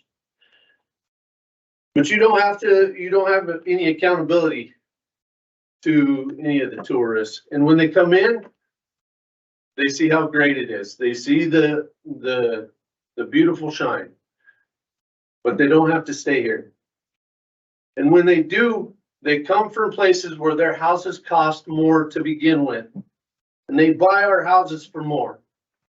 And we're not stupid. We're going to sell our houses for more. But when we go looking for other houses, now we're stuck trying to find the same kind of house for way more than we sold our old house for. We're doing nobody a service by doing that. We're increasing those taxes for all the people that are staying there and saying, no, I know I can get a whole bunch of money now by selling to some California or some Colorado guy that, boy, look at all these low taxes and low regulations. I want to go there. So I'm going to pay a lot of money. Now those guys that have lived in this town for years and years, folks like you that, you know, are older folks that are on a set income, now they got to pay more taxes because their neighbor didn't hold the line and say, no, I'm not paying, or I'm not going to go ahead and sell my house right now because that's going to increase the taxes on everybody else. We're unwilling to hold that line. And it's costing everybody, and it's costing these folks that don't have an income more than anybody else, that are on a set income, that did what they should have done, and they paid their dues when they needed to.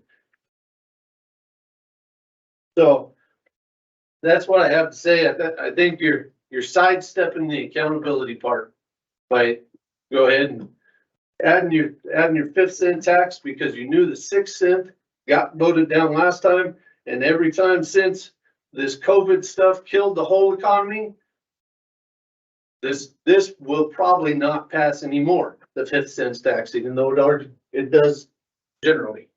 Thank you very much. Thank you. Good evening. Hey there, I'm Jeanette Ward, Casper resident and state representative. It was commented on social media by a member of this council that the public doesn't understand the implications of this tax. Trusting the people you put in office should mean something, and that this is going to pass 9-0. Well, I hope not. That statement is a little bit full of hubris. The people that I trust in public office don't raise my taxes permanently.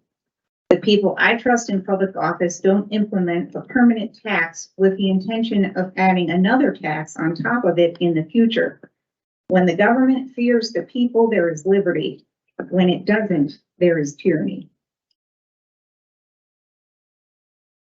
Thank you. Good evening. Good evening. I'm Sandra England. I'm a voter in precinct 7-1. And I have to tell the council, whenever I feel like my voting rights are being infringed on, I see red flags all over the place because it's wrong. We vote for this 1% tax every 4 years. It's an important checks and balances system.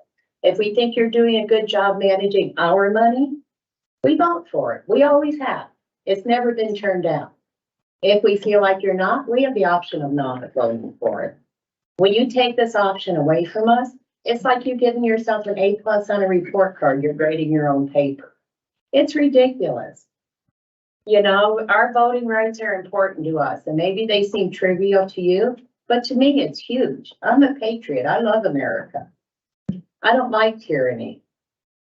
I just think this is one step closer to a bigger sales tax.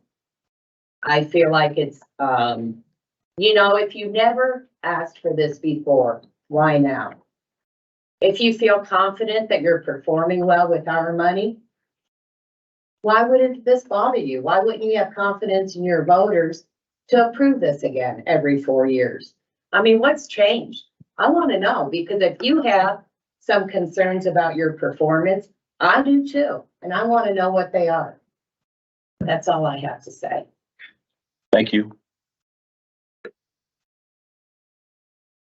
Good evening. Good evening, Mr. Mayor, City Council, members, city staff, city manager, thank you for your service. I guess I've got to be a first, so I'll be the first to say I am in support of this in.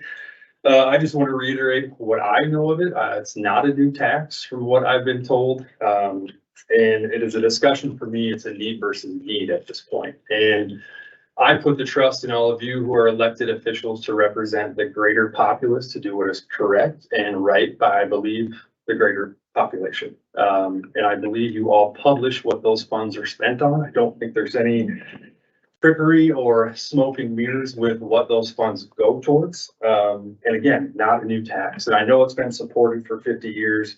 I support those who obviously stick up for their beliefs to vote. Appreciate that.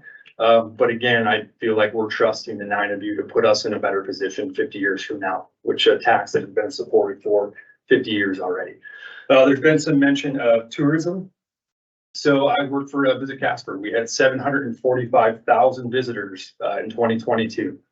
So those individuals pay for that 5 cent as well when they are in town. And that's an average savings of every constituent in Natrona County of $510. So just that right there is important for a savings aspect that I would like to bring up. A gentleman had asked, how do we track that? We use quite a few platforms to track where our visitors come from. Dean Runyon, Startico, STR report, and they can track where credit card sales, where they originated from, where that transaction takes place, and they can get accurate data to know those numbers are correct. So, and I appreciate everybody's support who has voted for this in the past, and hopefully this isn't holding you all your feet to the fire if you would, I guess, go through with this. I ultimately and genuinely believe you are doing what is right by the greater population who I've spoken to. So I am in favor of the tax. Thank you. Thank you. Good evening. Hi there. My name's Trevor, and I just wanted to come in front of you guys today to let you know that my father is on a fixed Social Security income, and his property taxes went up, and now he is short $11 to make his budget meet up with his housing. And by increasing these taxes, it's going to make it a lot harder on him, since he has a 6-year-old daughter that he also has to feed and take care of. And I don't think it's right to go on and make this a permanent tax. Thank you. Thank you, Trevor. Good evening. Good evening, Mr. Mayor, Council, Justin Farley, Casper, Wyoming. Again, I would reiterate, I'm for this. I believe that 70% or roughly 70% of your constituents have passed this for 30+ years. I don't know about Tyler's 50 years. It's 50. It's 50, so 50 years. So I guess it comes to a point where, you know, does it need to be 70 years before it is just that you understand that the constituents have spoken about that, and the majority of them have? It is not a new tax. I absolutely can empathize with the people that are talking about the voting. And again, going back to that vote, it is not a permanent. It can be unwound. It would be much easier to unwind this in a different scenario if you put it on the ballot to say, we want to make this permanent and then vote on it. And let's say you don't have 70% pass that, but let's say 51%. That would be a much more difficult thing to unravel than making this into extending it and then the voters can, in fact, turn it around if it's proven to be spent frivolously. But again, it's kind of one way or the other. and the $12 million plus goes to building up our water and sewer infrastructure. That if it's not in place would be then passed on to the consumer. So everybody would pay more for their water and sewer rates. We recruit employers, the builders of things, the people that create jobs, and the infrastructure is a huge part of that. Roads, although yes, there's potholes, we're doing our best that we can. By taking dollars away from that effort, it's certainly not going to be helping it.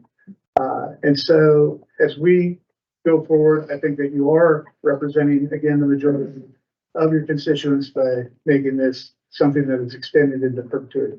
Thank you. Thank you. Good evening. Good evening, Mr. Mayor, City Council. Joanne True, Casper resident. I've spoken in favor of this before and I'm speaking in favor of it again. I'm a small business owner in Casper and in order for my husband and I to run our businesses, we need public services, we need public goods, we need roads, we need law enforcement, we need the amenities that are in our community. Those are the things that allow us to attract and retain employees and to run our businesses here. I'm also a mother of 6, 4th generation Wyomingites, and I am, bound and determined to keep them here. I appreciate the youth that spoke here. It always warms my heart to see young people involved. They were here asking for public goods, right? They were here talking about their needs. This entire meeting has been one topic after the other of people asking for public services.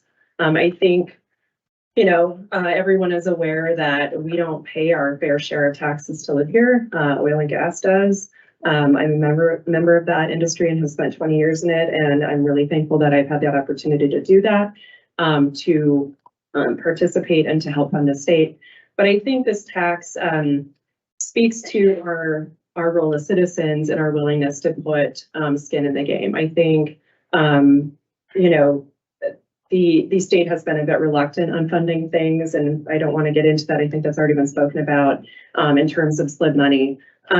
But the thing that we can do is we can impose the tax on ourselves. If we want public goods and we want our community to look the way we want it, then we need to start putting forth efforts. I think the other thing is that since this has been in place since 1974, inflation has certainly come up. This keeps coming up.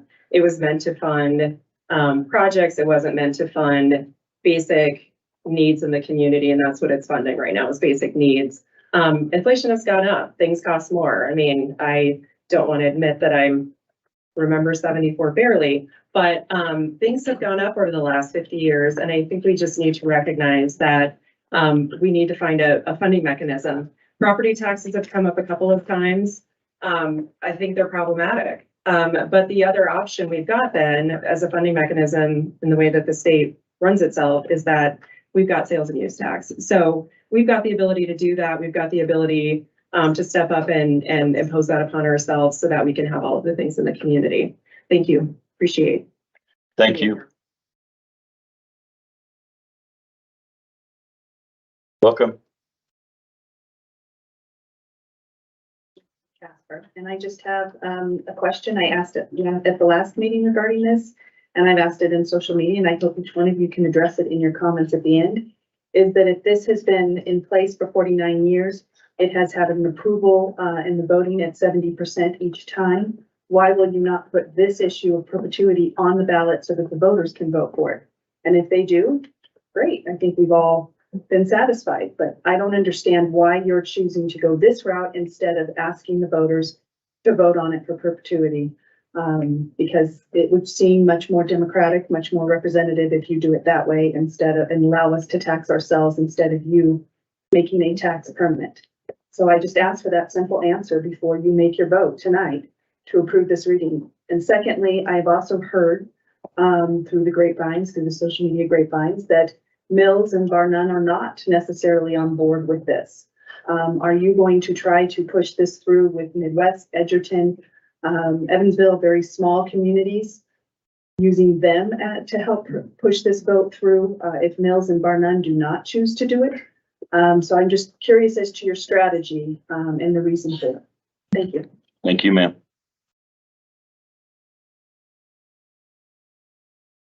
Good evening.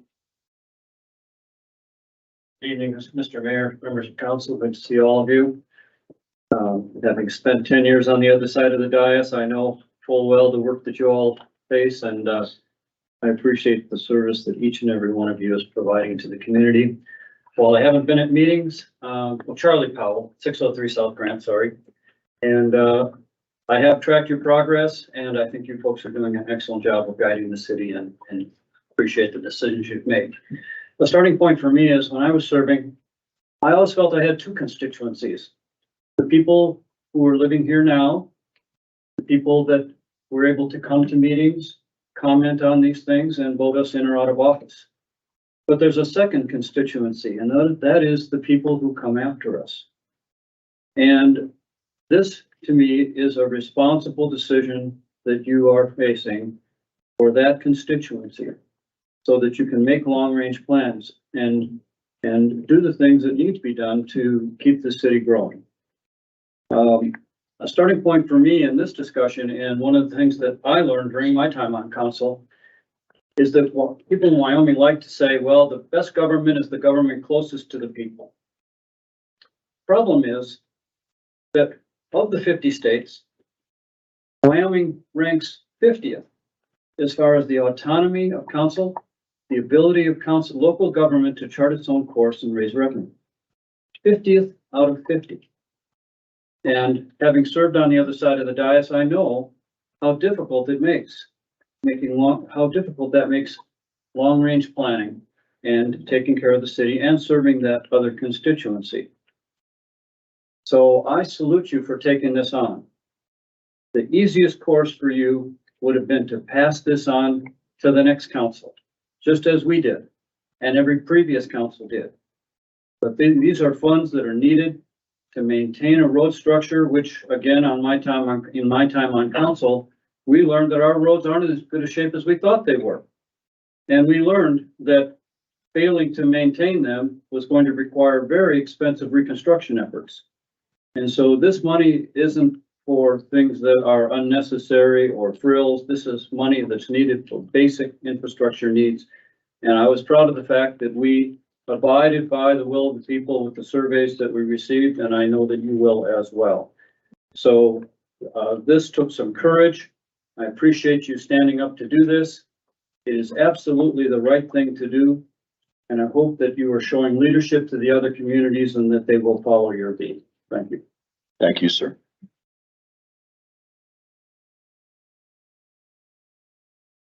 Good evening, Mr. True. Good evening, Mr. Mayor, City Council. My name is Shane True, a citizen of the city, also a small business owner and job creator in this town. And I don't want to sort of reiterate what's been said before.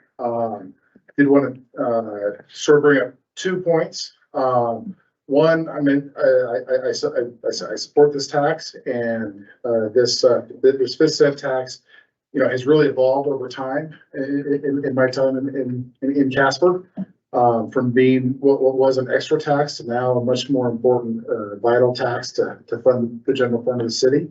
And one of the main things that it does fund is law enforcement and emergency services. And I can think of no better way to back the blue, to back our law enforcement, than to keep this tax in place permanently. And I can think of no better way to make moves to defund the police, to defund law enforcement, than to have this tax go away. And I think it's very, you know, it's gotten to the point that this tax is very important to the city. The other thing that I brought up last time, and I want to bring up again, is, you know, keeping this tax in place is going to be is going to be one of the ways that we keep a state income tax from coming to the state. You know, if we see cities, if we see our municipalities and counties around the state move away from sales tax, they're going to start going to the state, going to the legislature, asking for money, and it's going to put more pressure, and it's going to put more more impetus on the state legislature to impose a state income tax. And in my opinion, that is one of the worst things we could do in this state. This is one of the worst things we could do to the business climate. This is one of the worst things we could do to our small business owners in this state, is to have a state income tax. So for those two main reasons, I do stand in support of this tax and encourage all of you to vote aye on it. Thank you very much. Thank you, sir. I appreciate you. Mr. Sweeney?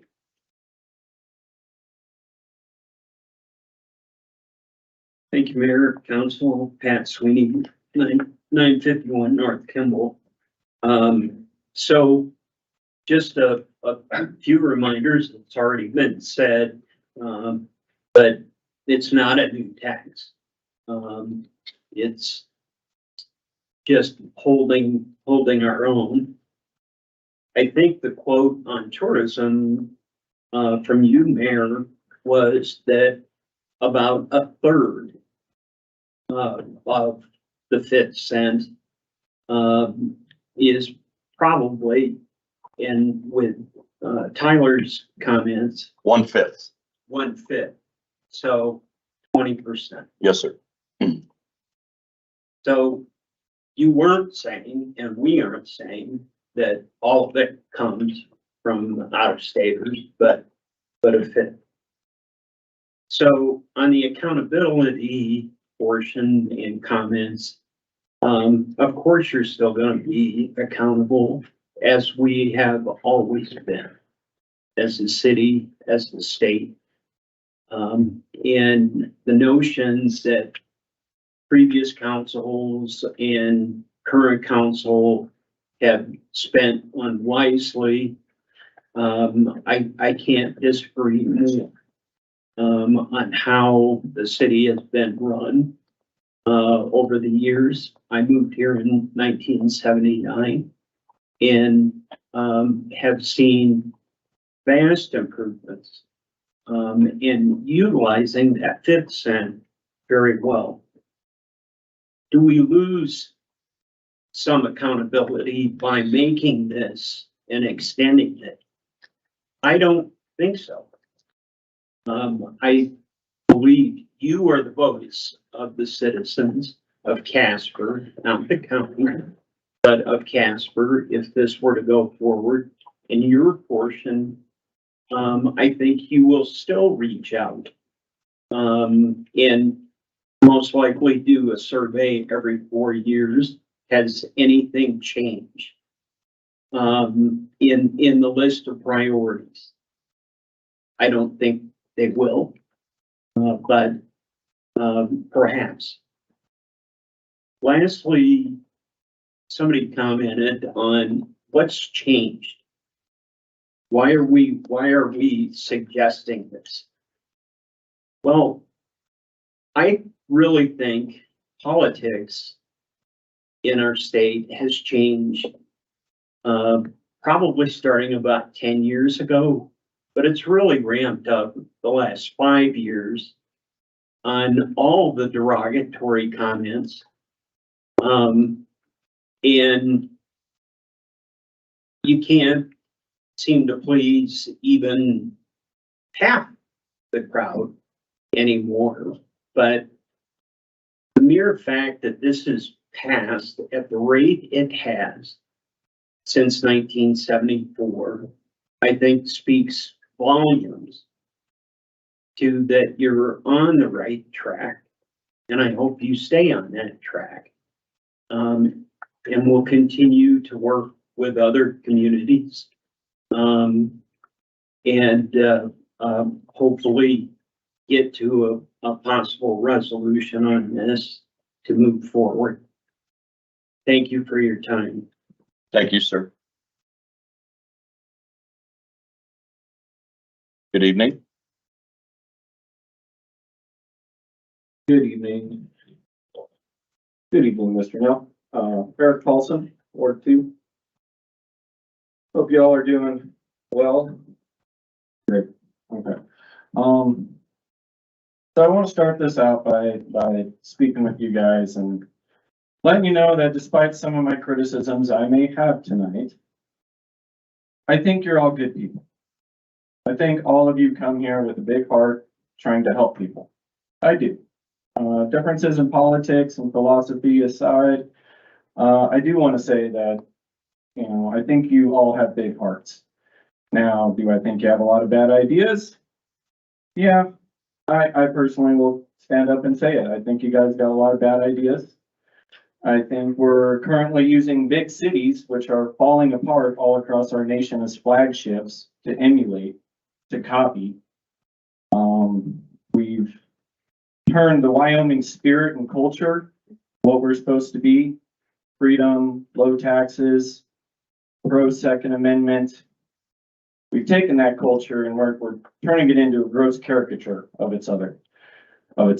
And the concern I want you guys to be aware of is, even though you guys have the best intentions in your own hearts and you don't think you're doing that, the thing I need to ask you to think about is long term. The reason we put this to a vote was just as a lady mentioned before us. So that way each and every city council we have up here has to be held accountable. That was ultimately the rallying words of the start of our nation. No taxes without representation. No taxation without representation. That was the battle cry for what started America. So you are headed down a track. The question you need to ask yourselves is it the right track? Do we want more government oversight, more government taxes? In my personal opinion, the 1 cent taxes have not kind of followed through with what they're supposed to do. They were initially put into place to help create, as a community together, personal little projects that we could all get in together on. The event center, a few other things that have happened. They're meant to help infrastructure, help fix the roads, help get the snowplows out there. Repeatedly, over and over and over, I have seen over the last few years, that's not where the money's going. The Westwood Circle improvements, every single one of those residents is now forced to pay for the repairs on their streets. Last winter, we did not have enough snowplows out there. And I know you guys are aware of the current problems. Taxing us more to fix them is not going to be an answer to the problem, because I hate to break it to you. If we're looking to the future, our economy is not going to be rising. You're not going to be making more money off of 1 cent sales, because our economy is going down. With the introduction of Russia's BRICS dollar to the system, constant other things that are going on in our economy right now, we're not going to have a buyer's market here in 4 years. This money you're planning on having it bring in is not going to be there. That tax only works if people are buying stuff. Again, I say I don't think it works, period. If you look at these tax structures in New York, California, Los Angeles, Portland, Oregon put into place, yeah, it's all people with big hearts.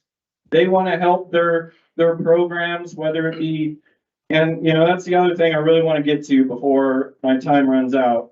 The last few years, I have not seen the money going to infrastructure. I see it go to Natrona County Health Department, which is great. That's awesome. Hey, I want people to get reduced health rates. However, Natrona County Health Department also funds the Pride website, which has a private button on it that allows anybody who's accessing their website to get off of it really quick so their parents can't see what they're doing. The same organization that endorses taking your kids from you and sending them to Denver where they can get emancipated and taken from their parents. That's where our 1 cent funding is going to. They say they don't think it's going there, but it's used as an umbrella. They give it to one main organization, and that organization has the funds to split accordingly. That's why a majority of the people who receive our 1 cent funding are these self-help centers. It's not, they could very easily pay for the sidewalks on Westridge, but instead they decided to find an extra $40 million because Boys and Girls Club did not fill out the paperwork. Right. Your time is up. Thank you. Thank you. Ma'am? Good evening. Wyoming. And I just wanted to say that the folks here in the Trumbull County are hurting. They've seen in the last 3 or 4 months, the property taxes, many of them went way up. And I know specifically of a 70-year-old retired woman on a fixed income whose taxes went up 136%. She had to make the decision to cut her health care, her health insurance, so she could continue to pay her property tax. And I see folks making the trip from Walmart with little children, carrying 2-year-olds, carrying bags of groceries, walking up the hill from Walmart because they can't afford to pay their gas. So I don't believe now is the time for something like this. I think the people need to be able to make that decision because they've got to survive. We've got to survive first. We can't, like the fellow just said, we can't buy all these extravagant things and other things that are going to have this 1 cent sales tax added on. So I urge you to think about the timing. This is not the time. The people are hurting. Thank you. Yes, ma'am, you're welcome. Is there anyone else that wishes to speak on the 5th cent?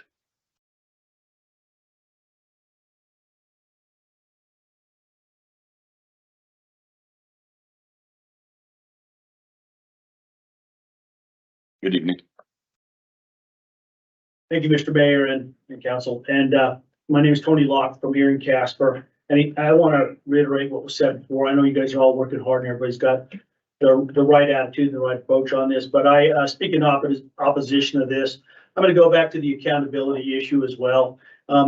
Whether we believe we're accountable or not, the nature is once we quit asking the public to vote and it's in our pocket, it's in our nature. We're too busy sometimes to be as accountable as we need to be. So I'm going to, again, vote, recommend in opposition of this. I say leave it in the hands of the people. Government for, by the people and for the people, by the people first. Let them vote.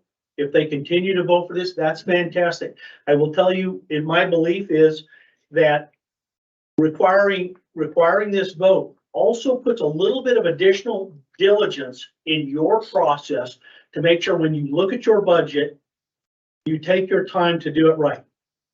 An automatic expanding government, hey, we've done this before, we're just going to expand it. I can guarantee you it'll make the process, it'll take some of the diligence, some of your urgency to make sure you address the people's needs and address what the people are looking for. It will change that. There's no such thing as enough money. Everybody sitting at this table knows it. Most of the people in this room know it. There's no such thing as enough money. Let the people decide. It's the right answer.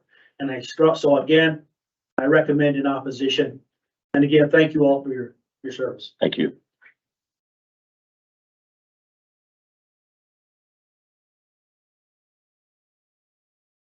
there anyone else?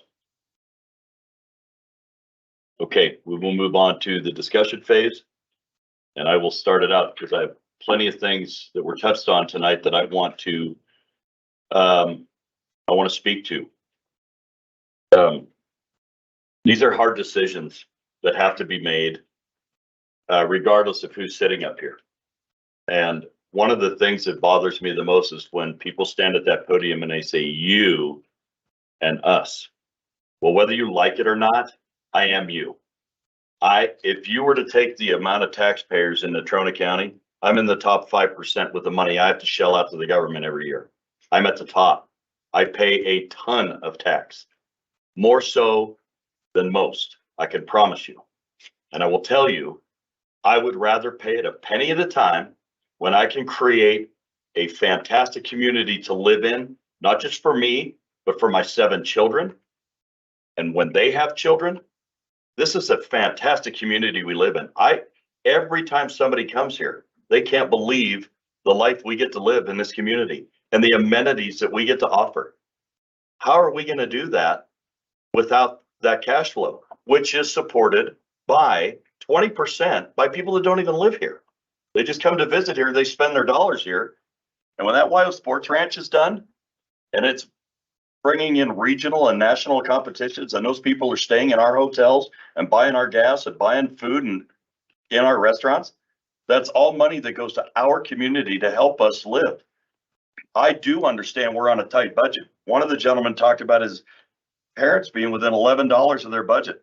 Let me tell you what happens without the 5th cent. Let me tell you what happens to your water and your sewer and your trash that are subsidized by that penny. They're going to go through the roof. You think you have a budget problem now? You see what the electric company's doing. They're asking for a 22% increase. That is huge. And when I own several homes and businesses in this community, my bottom line is going to go through the roof just from the electric company. Gas company hasn't even started yet. We have been able to stave off water, sewer, and trash with 1 cent money. We've been able to buy all of our police cars, our fire trucks, build fire stations, build and buy a police station, take care of our roads. And you could say our roads aren't taken care of. I say baloney. 8 million miles a year are put on the roads in this community. We just pledged $22 million to those roads. And in 4 years, we will go from a grade of 59 to a grade of 59 after $22 million. There is not enough money. There's never enough money. You are right. But we lose that $64 million every 4 years.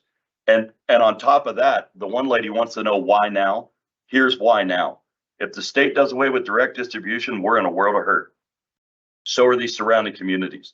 If we don't have that money for our infrastructure needs, police cars, fire trucks, roads, that means that money has to come out of your general budget now. There's not enough to go around. So it's good. The city's going to suffer. Our kids and their kids are going to suffer. Our roads are going to suffer. Our water, our utility bills are going to go through the roof. You know, as someone who was elected to make these decisions, it would be very easy, like the former councilman said, for me to just sit back and pass the buck and take no heat from anybody and act like life is grand. That is not the responsible thing to do. We want to talk about accountability. Let's talk about responsibility. I have a responsibility to this community. I have a responsibility to my children. That money isn't wasted. We've been accused of lining our pockets. I don't make a dime in Casper, Wyoming. My money's made elsewhere. I spend it here, but I don't make any here. So to say my pocket's being lined is baloney. Nobody up here is getting their pockets lined. That's ridiculous. That money is accounted for. The budgets are public. You can open it up on the internet and line item after line item and see where every single penny is spent in this city. And I challenge anyone, I've been doing this for 6 months. Show me where we're wasting money. Show me where money is being spent that shouldn't be spent on amenities for you and for everyone else in this community. It's really frustrating when you're up here trying to do the right thing and you're just getting picked at all the time. I get it. It's our society. I understand social media is ridiculous. You can't make anybody happy anymore. So at the end of the day, what do? I got to do the right thing. I got to do what's best for the people that live here. I got to do what's best for their kids and their kids down the line. I was always taught, I grew up a rancher's kid.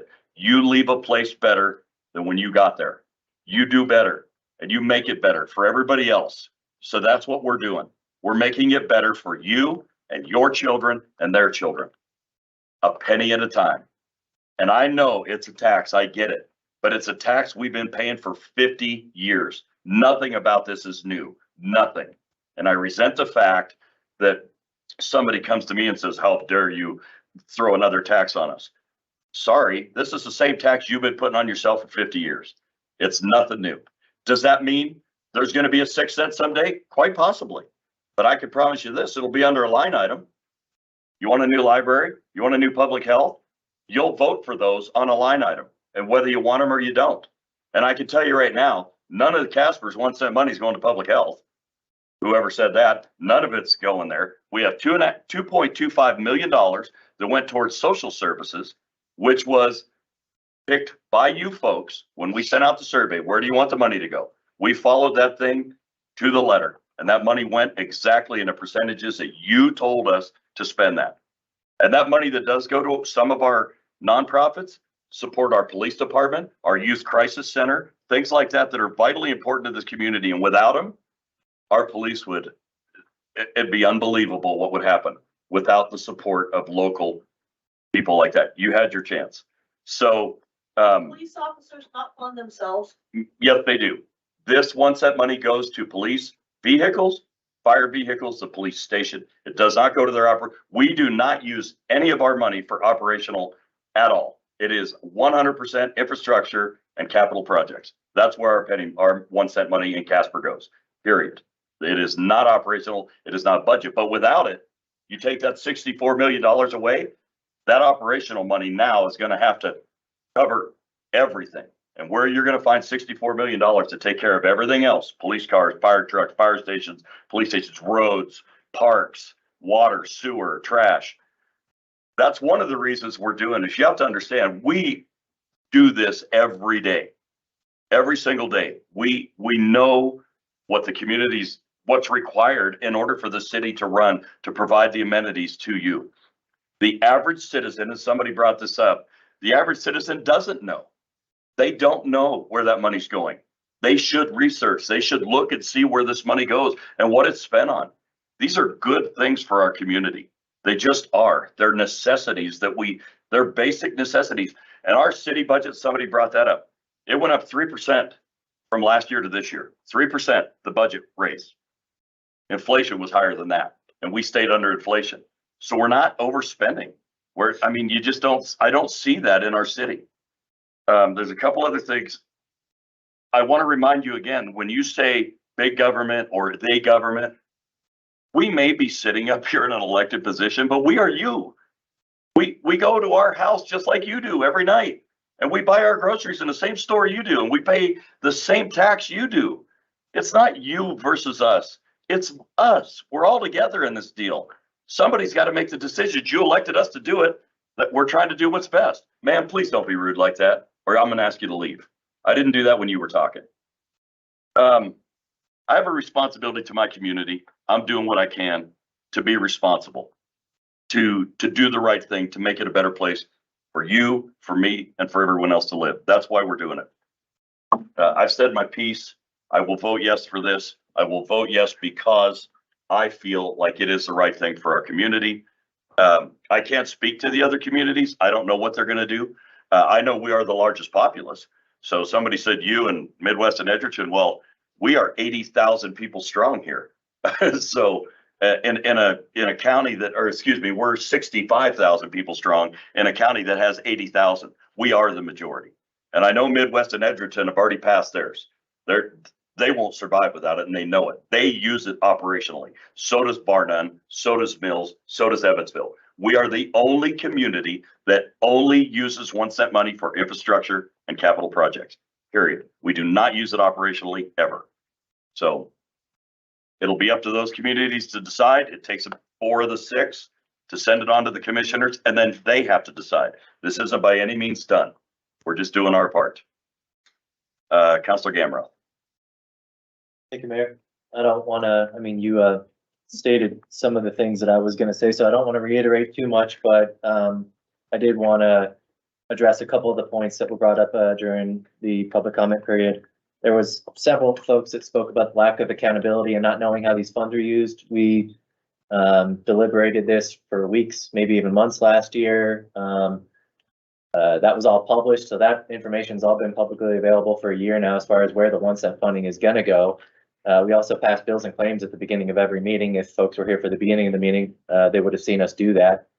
And so as I've gotten this criticism about the direction that we're going with the 1 cent, or as I fielded these criticisms about where that money is being spent and how it's being spent, one of my staple questions, and it sounds like the mayor has made a habit of this as well, is, okay, like, thank you for that information. Where in this 1 cent funding do you think expenditures are unnecessary, are wasteful? Because that's what's required from us. Like, our task is to fund specific line items. We have to fund specific expenditures. We can't talk in generalities and in philosophical terms up here. We are presented a budget from city staff, and we have to go line item by line item and decide what is worth funding and what is not worth funding, what is worth keeping in the budget, and what do we have to cross off. Those are the decisions that we are tasked with up here. And so I make a habit of asking folks which expenditures are unnecessary or wasteful. And very, very few people can provide me any specific examples of one cent funding or regular general budget funding of things that they would be all right cutting. Mr. Paulson, you claim that the majority of these funds, some go to the health department. The mayor brought up, we didn't fund the health department at all with this proposed 1 cent funding for the next 4-year cycle. I'd also seen online comments that the majority went to salaries. That's also not true. As the mayor pointed out, it's infrastructure, capital funding, 22 million, a third of it went to streets. The rest went to police vehicles, fire vehicles, tried and true capital projects. And so again, when I push this back, because I genuinely want more specific feedback. What specifically in the 1 cent funding do you think is unnecessary or wasteful? The only feedback I've gotten from the few people that can actually give me specific examples, the only thing that they point out is the nonprofit funding, and that's got brought up this evening. 2.25 of the $64.5 million is going to nonprofit funding. That's 3%. So I understand. I think there's some merits to that argument. I brought it up in the past.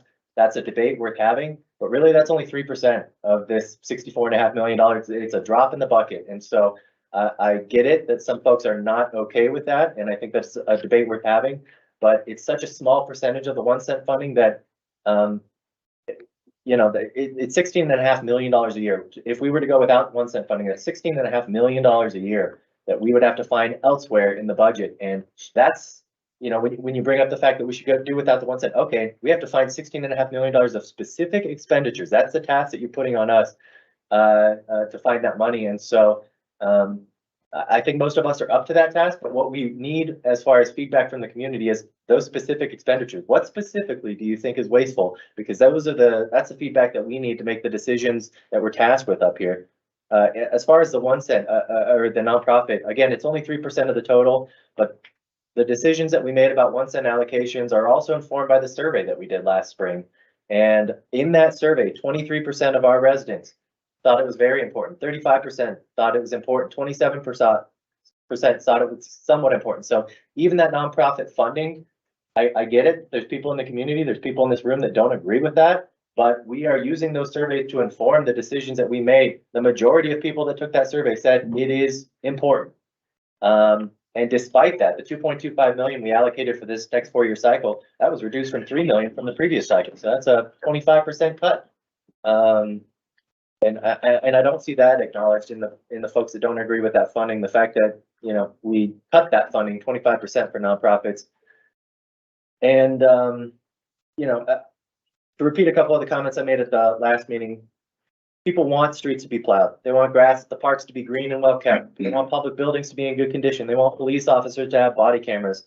I've mentioned this before, but in 1974, it was identified that this tax was necessary. For the folks that are interested, it was City Hall, it was Fire Station number 1, and I think there were a couple smaller projects. So when we talk about when the 1 cent was implemented, that's what it was for. Because in 1974, they identified it was a struggle to find funding for important buildings like City Hall, Fire Station number 1, and also maintain the standard of living that they had at that time, which is drastically different from the standard of living we have now. Most folks would be pretty uncomfortable living the way we did in 1974. And when this tax was first implemented, this was before internet and any of our modern technology existed. These iPads that we're all using, these laptops that city staff have to use to conduct our business, the live streaming equipment, the sound equipment that was brought up by a gentleman earlier about, you know, keeping the community engaged and involved in this process. None of that tech existed back in 1974, but it all comes at a cost. And taxes have not raised since 1974 to help cover those costs. So in my opinion, the city over the past 50 years has been asked year over year to provide more in the way of services with the static level of revenue that it's operated with since 1 cent was implemented in 1974. I do agree with folks' opinion that putting it on the ballot every 4 years helps keep us accountable. I do see the merit in that. And so that's why I would push, if this did become permanent, for us to continue doing those surveys, to continue gauging public sentiment about where this money should be spent, and having that level of accountability with the public. I think that's important, and I would love to see that in the future. But yeah, I guess in regards to this tax being optional, in my opinion, my short tenure on council, there's nothing optional about the things that it funds. It funds primary direct services that people expect our government to provide. There's no waste, there's no fat to cut from the bone. And so, I guess I'll just leave it at that. But I do appreciate everyone coming out, speaking. Y'all are very passionate about it, and I like seeing a full room, even when sometimes we're on the receiving end of some of that criticism. I do like, regardless, seeing the public engaged in the process. So appreciate y'all coming out, whether you walk out of the room happy with the things we've said or the direction we're moving. I do appreciate you being here. Thank you. Thank you. Vice Mayor. Thank you. Kyle hit a lot of, or Councilor Gamera hit a lot of my points with that. Get it right. Sorry. But I do want to hit a couple points. The very first thing is that this is the first step. I want to make it clear this has to make many other hurdles before it's an actual law that's passed, that we make this permanent. So everybody's coming up and saying, oh, tonight's the night it's going to pass and it's going to become permanent. That's not going to happen. We have to have the oversight of all the other municipalities. The county commission have to go through this. So this is a process that we're going through. And so we're having that conversation. So that's the first thing that I wanted to talk about. This is not a new tax. I know everybody has said that. You've been paying this tax for 50 years. And I get that the part of accountability, I understand that part of it, and we are held accountable every 4 years ourselves when we run. We are held accountable, and you can make that decision whether you want to elect us or not, and whether you want to have us. And that's the beauty of democracy. We are still upholding democracy no matter what that is, and we are held accountable. So if this goes through, you can look at the whole gambit of everybody that voted for this and be like, nope, they need to go. And that's the beauty of democracy. And that's the scary part of democracy, in the sense that, but that's what we have to do. That's what we have to have. So that's what's going to happen. The 50 years of precedent, and Mr. Schmidt asked why now, and why are we not sending it to the people to vote?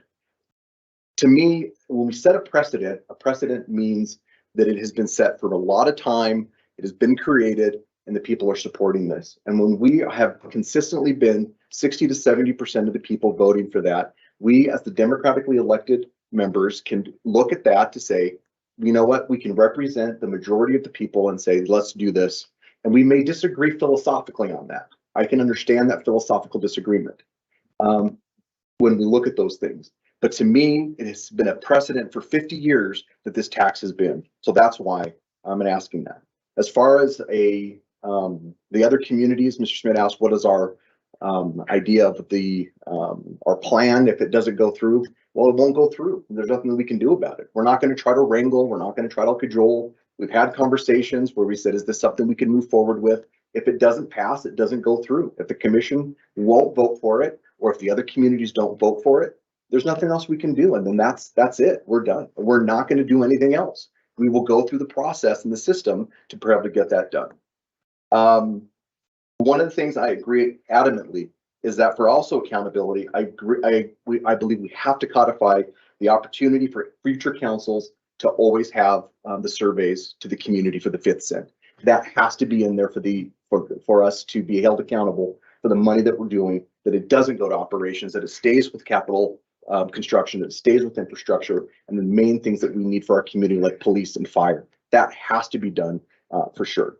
The final point that I want to make, and former Councilor Powell made this, we don't have our own to move forward as far as our funding as a municipality.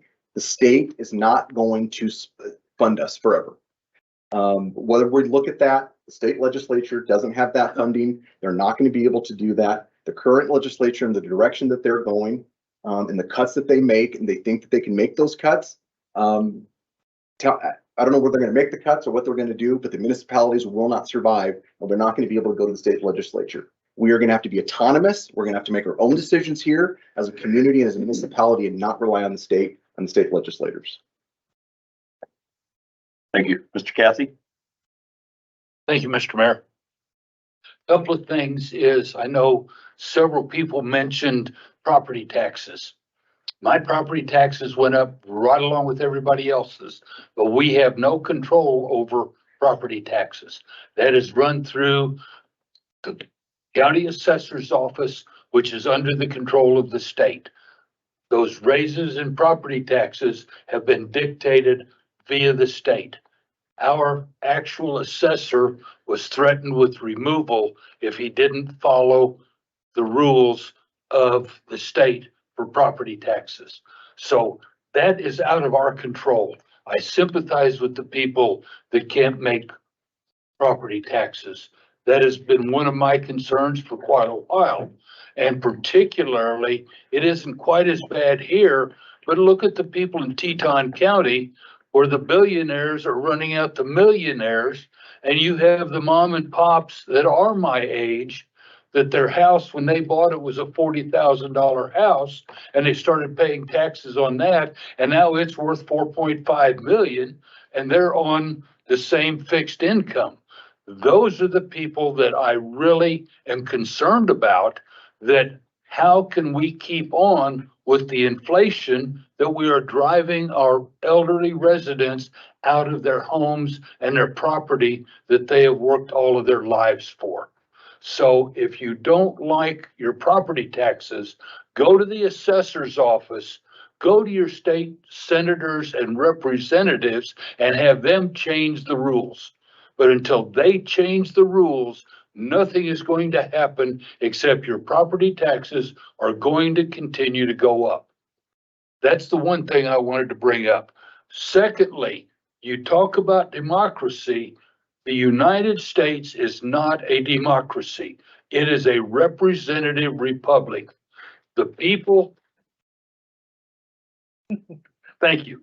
The people voted us into office as their representatives. That is where that came from.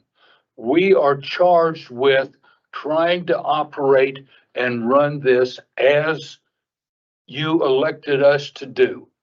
We stood on our platforms, we campaigned on issues. That is, and the people knew our personal values and where we stood, and that is why we were elected to come and sit on this side of the dais. I am also a small businessman, have a consulting business in the oil and gas business. We have been through the ups and the downs and survived through it. But as Mr. Nell said, is his money doesn't come from here. In the 25 years that I've had the business, I would say 95% of the invoices we've ever sent out came from money out of state. So we have been bringing money into this state. We have been paying salaries to people that live in this state. We have had people that were making $200,000 and $300,000 a year working for us out on drilling rigs and completion rigs. That's what small business does. We don't need more taxes either, but we pay the taxes. Those people are paying the sales taxes. They aren't paying the income taxes, but they have the spendable disposable income that they're paying basically a use tax. If you have the money, you go out and spend it, you pay your share of taxes. That is one of the fair tax people's big thing, is that we ought to pay consumption tax rather than income tax. But that's beside the point as well. But every 4 years, for me and for half of the council, every 2 years, you get to elect. 1 year it's 4 people, the next 2 years it's 5 people. So in a period of 4 years, you could have 9 new people sitting up here if you don't think we're acting appropriately. So get out and vote if you don't like it. But by the same token, how many people that have complained and bitched here are willing to put their name on the ballot and come up here and sit and take the abuse that some of the public gives us? Just like this one comment that they didn't even have the nerve enough to sign is, let me make sure I get the right one. But the last line of it calls every one of us, here we go. Welcome to Casper, Wyoming, the little city of the West that makes the Nazis proud. That's the kind of abuse we get, but they aren't even man enough or woman enough to stand up and put their name on it. We at least put our names on it. You know who we are. You have our phone numbers. And I will vote for this. Thank you. Councilor Pollock. Thank you, Mayor. think all I have to add is really, I feel like the debate is not so much over the good that the 1 cent has done. I think we've heard from a lot of folks who have said that they support what the 1 cent has done. I think that that's, you know, reflected in the polls. People support that. I think really from what I've heard from folks over the 3 readings and in emails is more a conversation about philosophy around how we arrive to achieving a 5th cent in this community.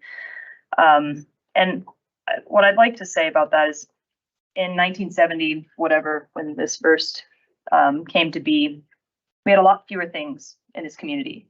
We had less neighborhoods, fewer roads, fewer buildings, fewer amenities, and all of those things were built over the intervening time as a result of conversations among this body, among community, people coming saying this is a priority for us, people saying yes, this next 1 cent cycle, we want these things.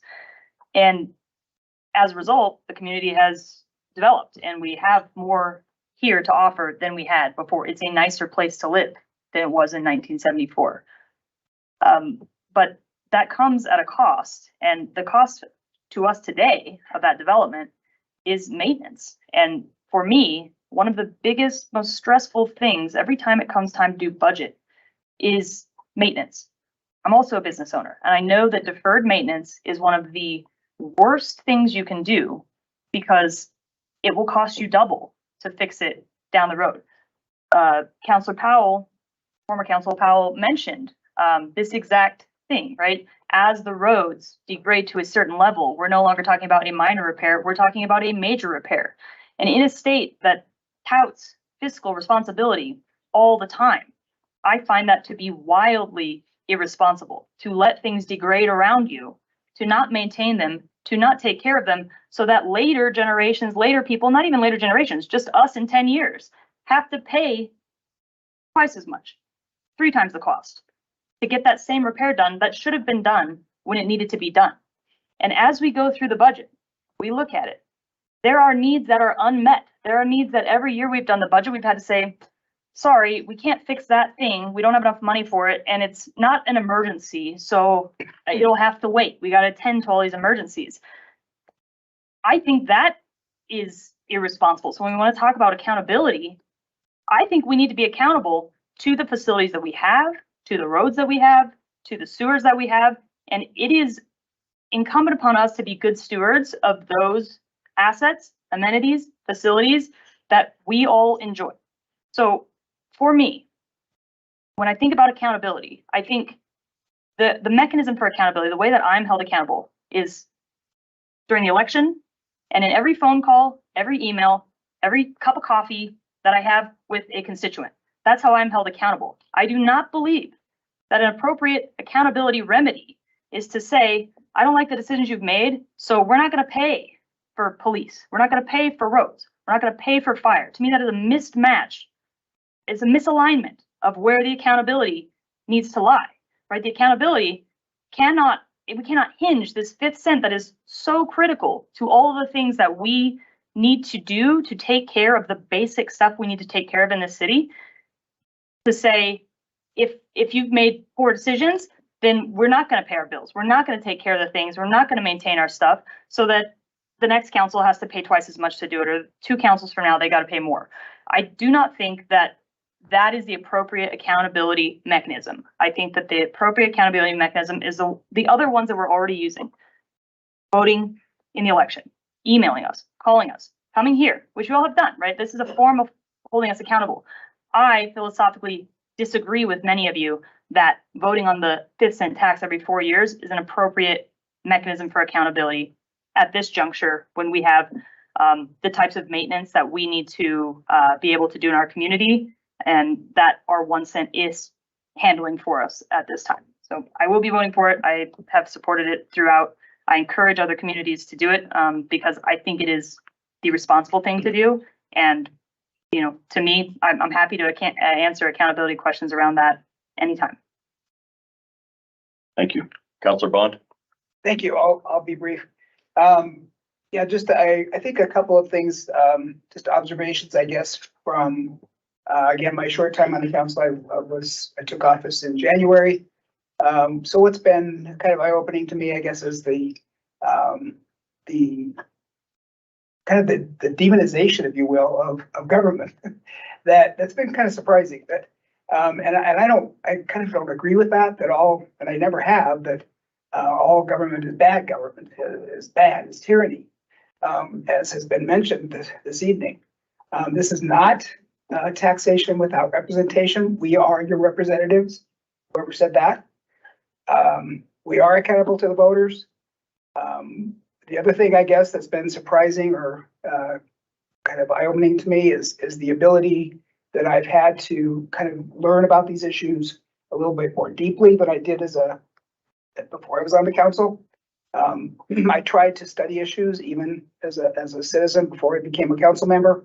I thought that was my civic responsibility to have correct and accurate information before I make an opinion, or came and spoke to my elected representatives, or wrote a letter, or whatever I was going to do to express my opinion. So that's been surprising here, the amount of misinformation that has come to me in the form of emails, phone calls, and the public speakers. I would encourage everyone to, as has been mentioned here, to study the issues a little bit more deeply, get accurate information, and then express your opinion with all the facts. That has been entirely surprising to me, how misinformed many people are. And I was there. I mean, I'm sure I've been misinformed in the past, but again, I appreciate the opportunity to study the issues a little bit more deeply. I will be voting yes. I would not be opposed to putting this on the ballot.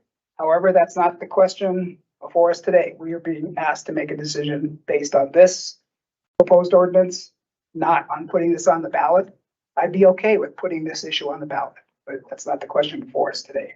So that's all I have to say. Thank you. Thank you. Councilor Ingebretson.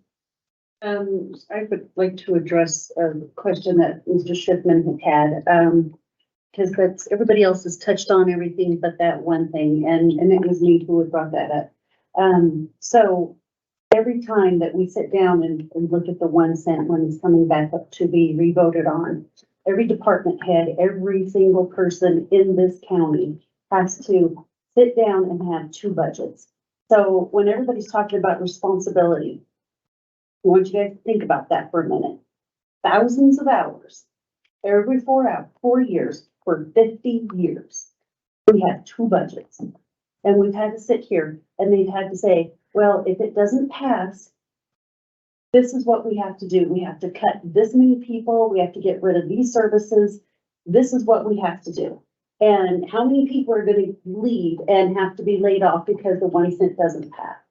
And then we have the second budget, and this is what's happening. If the 1 cent passes, then, you know, we can put the 22 million in the streets or whatever else for 50 years. So you want to talk about responsibility. How many employee hours is that? And the manpowers and the money as a business owner and as a homeowner, I can't even fathom how much money this county has wasted on the 2 separate budgets and all of the man hours of creating all of these budgets. And you also said that you wouldn't have spent that kind of money. And so it's crazy to assume that we have to just be, okay, so we're going to go ahead and spend hundreds of thousands of dollars every 4 years just to create these 2 separate budgets. When in reality is that this has been something that's been passed for 50 years and the citizens have spoke. So it makes the most sense, the most fiscally responsible to actually just say, we're gonna make this to where we're not having to do 2 budgets. We don't have all the department heads and everybody spending every single night and every weekend trying to go through their budget to figure out who they're gonna cut and who they're gonna keep, just to maintain. And so to me, it does make sense because as a business owner, I'm always looking at ways of saving money. And to me, that is a huge cost that is a burden to the county, not just the city, to the county as a whole. And so I am going to be voting for this for that and amongst other reasons. Thank you. I want to bring up one other point that, not to belabor this any longer, but this hadn't been talked about. I think I talked about it a couple of weeks ago, but Rosemary was telling that story about the neighbor and how that works. And I have an elderly neighbor that lives next door to me on a corner lot. So he's got a ton of sidewalk. And we unfortunately had a really bad winter this year, and his family couldn't always make it to help him. So I went and shoveled his walk every time it snowed, so that he could get out of his house and get to his mailbox and whatever. He's quite elderly. And I did that because I'm a good neighbor and because I care about people. And that's what I think about when it comes to this. I think about Midwest, and I think about Edgerton, and I think about Bar None, and I think about Mills. None of them really have anywhere near the population we have, but we have to be good neighbors to them as well. Now, whether or not they pass it, I can't tell you what they're going to do. I don't know. But I can tell you, we are the only community that uses it for infrastructure and capital only. Those other communities, Evansville, Bar None, Mills, Midwest, Edgerton, it's operational money for them. I don't know how, and I think the numbers for Evansville was $800,000 a year that they get off of 1 cent. I don't know how they would survive as a community without that money. I don't know. And I can't speak. I don't know their budgets. But Mills, Leah told me the other day, we don't use it. We don't use it for operational funds. Okay. So you're using it for infrastructure like we are. And your town of 4,000 people, what happens when that money's gone? That $2 or $3 million is gone. Your operational money now has to go into your infrastructure. So these smaller communities, I don't know how they do it. Casper will survive. I can tell you that. Without 1 cent, we would survive, but it would look vastly different, because we still have $22 million to put in our roads, and we didn't even earn a grade. So that $22 million is going to have to come out of our operational budget, which is only $53 million. There ain't enough money. It ain't going to happen. And Ray brought up the best point that I'd heard between him and, Vice Mayor and Councilor Gamroth. That 1 cent's been in since 1974. And look at what we've done with that in 50 years. All the parks, all the new police building, the fire stations. We have fire response within, I think is it 4 minutes? 4 minutes. Anywhere from the city, they can get to you in 4 minutes in the event of a fire, because we have fire stations strategically placed all over the city. 1 cent money built every single one of those. They paid for every single fire engine. They paid for every single police car. I cannot imagine life without it. And it's just to maintain our way of living now. There are no projects on the horizon that are expansive or different than what we're already doing with 1 cent money, other than the police station. And that was a necessity. Our guys live in the basement of the Hall of Justice. We have detectives that work out of a broom closet, and the chief would be happy to take you on a tour anytime. They literally work in a broom closet. There's a desk in there. That's what they get to work out of. That is not appropriate. We have 110 on our police force, and they're working out of broom closets. We needed a new police station. That's what 1 cent money's paying for that remodel on that police station and for their police cars to drive. And I mean, you can imagine the amount of miles they put on those cars. 8 million miles a year on our roads every year. There's no other way around this. And my fear is, you say, oh, why you don't want to send it to the voters anymore? No, I don't, because our belts are getting really tight, and they look at that 1 penny like it's going to save their household. 1 penny at a time. That's a lie. That penny is not hurting you like your power bill is, like your water bill would, like your trash bill would. It's not hurting you. In fact, it's what's providing for you. The amount of money it saves you just on your water and sewer alone, you're not spending that much, I don't think. We have some of the lowest water and sewer in the entire country because it's subsidized by this penny. So this is why I want you to get educated. I want you to see things from where we're sitting and understand the implication of not having it. And this isn't a scare tactic. It's very real. If you don't vote it in, don't vote it in, but hide and watch. And 10 years from now, I'll tell you, I told you so. When you're driving back on dirt roads again, and yes, that could very easily happen. And here's the real sad part. Somebody brought up the potholes. and the snow removal and their inability to get to work. You do understand, this was the worst winter in decades that we just went through. We paid outside contractors the tune of $1 million to try to get these roads open. This city only shut down one day. That was it. Every other day, 364 days, we were open. When the school shut down, the county shut down, we did not. Our crews were out there busting their asses 24 hours a day to try to keep the main arteries open. And I understand how bad the snow was on the streets. My street never did get cleaned. They're like, Mr. Mayor, we'll come in. No, you're not. My street can wait just like everybody else's. And it did. And I had a 4-wheel drive and I was lucky enough to get out and get to work. But the main arteries stayed open. And that was 1 cent money that paid those contractors to get out there and get the rest of the roads open for everybody else. The potholes, when you have the amount of snow we had and it freezes and then it thaws and it freezes again, it breaks our roads up. There's nothing we can humanly do about it other than go fix it. We fixed over 8,000 potholes this year, 8,000 potholes. And we are still working on roads. And our season is 3 to 4 months, maybe. This year with all the rain, we might have had 2 months to work on these roads. It's unbelievable what we've been going through. And they're saying next year is going to be just as bad.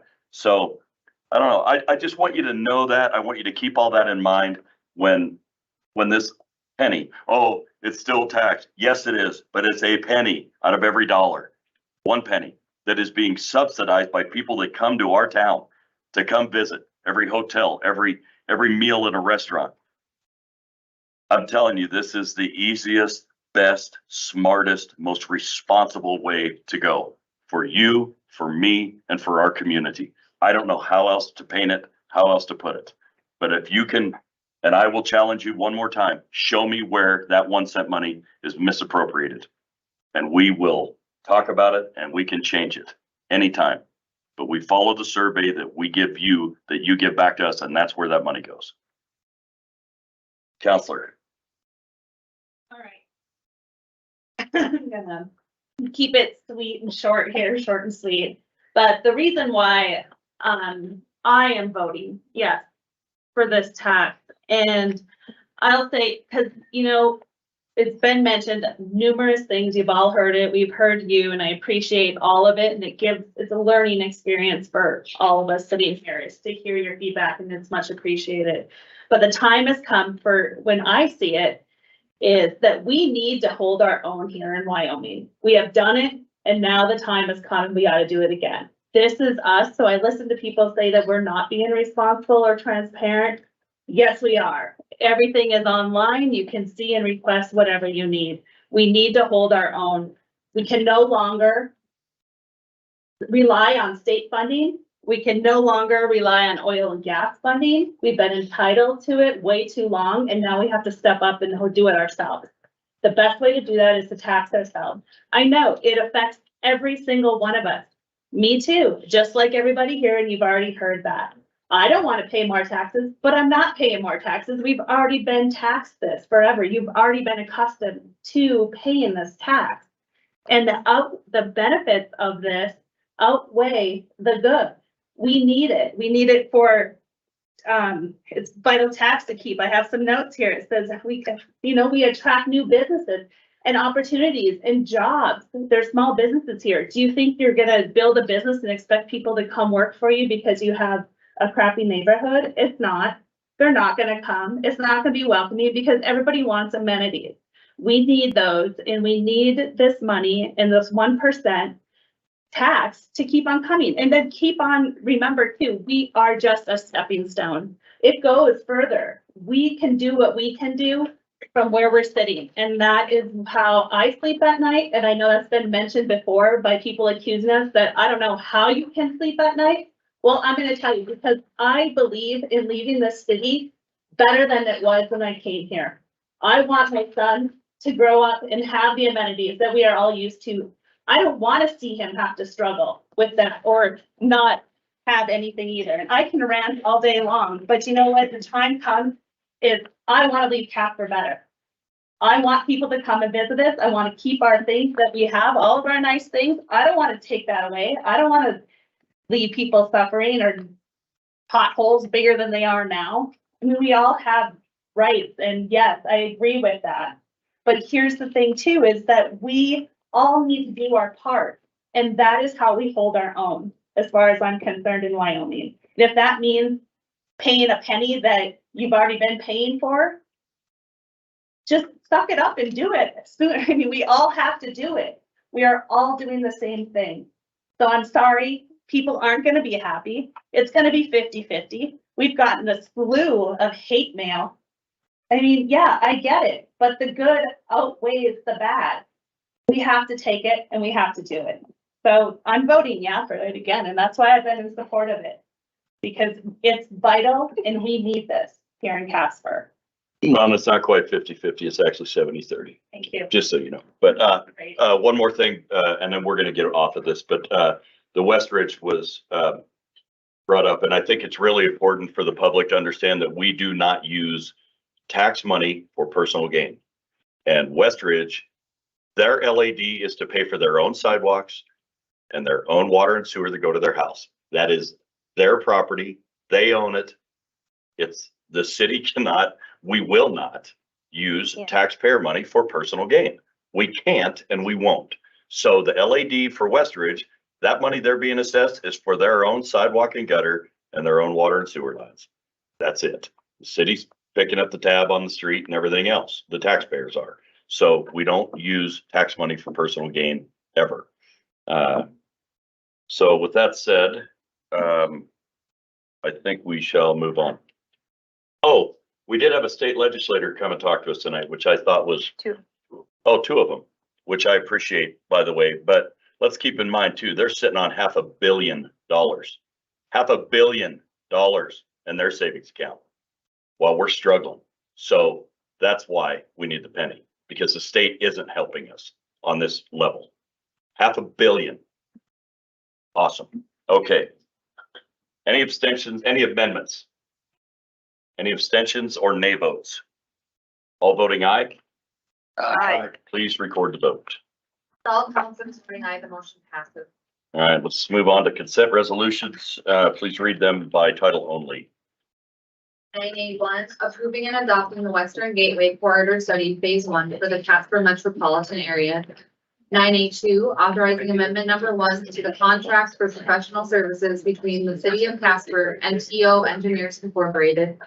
983, authorizing amendment number 1 to the ground lease agreement between the city of Casper, Wyoming and WYO Complex. 984, authorizing the First Amendment to the IRU agreement between the city of Casper, Wyoming and Mountain West Technologies Corporation. 985, amending providing for the naming of legal depositories and investment firms for 2023. 986, authorizing change order number 1 to the agreement with Myers and Sons Construction LP for the Sam H. Hobbs wastewater treatment plant secondary treatment rehabilitation phase 2 project. 987, authorizing a contract for professional services with Andritz Separation Incorporated for service and repair of a dewatering centrifuge used at the Sam H. Hobbs wastewater treatment plant. 988, authorizing a memorandum of understanding concerning a Casper area Parks and Recreation master plan. 989, authorizing an agreement between the city of Casper, Wyoming and the Casper Recreational Leagues Association. And 910, ratifying the agreement for ICAC Task Force Affiliate Agency between the state of Wyoming, Office of the Attorney General, Division of Criminal Investigation, and the city of Casper, Wyoming, by and through the Casper Police Department, and authorizing amendment number 1 to the agreement. Thank you. The chair would entertain a motion to adopt consent agenda items just read. So moved. Second. Moved by Councilor Bond, seconded by Councilor Pollock.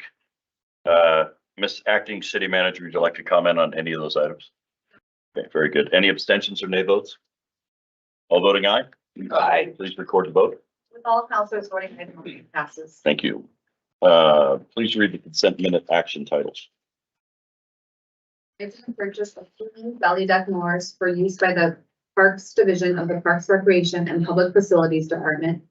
10A2, authorizing the purchase of 1 new 1-ton regular cab pickup truck with utility body and 1 new trailer mounted air compressor for use by the Parks Division of the Parks Recreation and Public Facilities Department. And 10A3, authorizing the reappointment of Downtown Development Authority board members Kirsten Ellis and Tony Hager to 4-year board terms expiring June 30th, 2027. Thank you. The chair would entertain a motion to approve the consent minute action agenda items just read. So moved. Second. Moved by Counselor Pollock, seconded by Counselor Bond. Any abstentions or nay votes? Okay, all voting aye. Aye. Please record the vote. With all counselors voting aye, the motion passes. Thank you. We've come to that time where we ask counselors to bring forward relevant concerns or items of interest.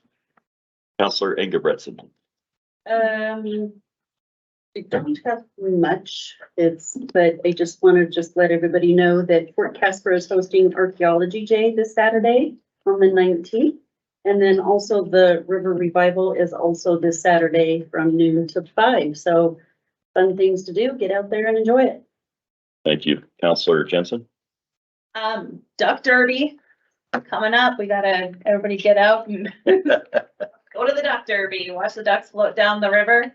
Can't really think of much else at the moment. So just other than that, get out, enjoy the nice weather. Hopefully it's gonna be warm. Thank you. I'll pick up ducks if you see them on the side.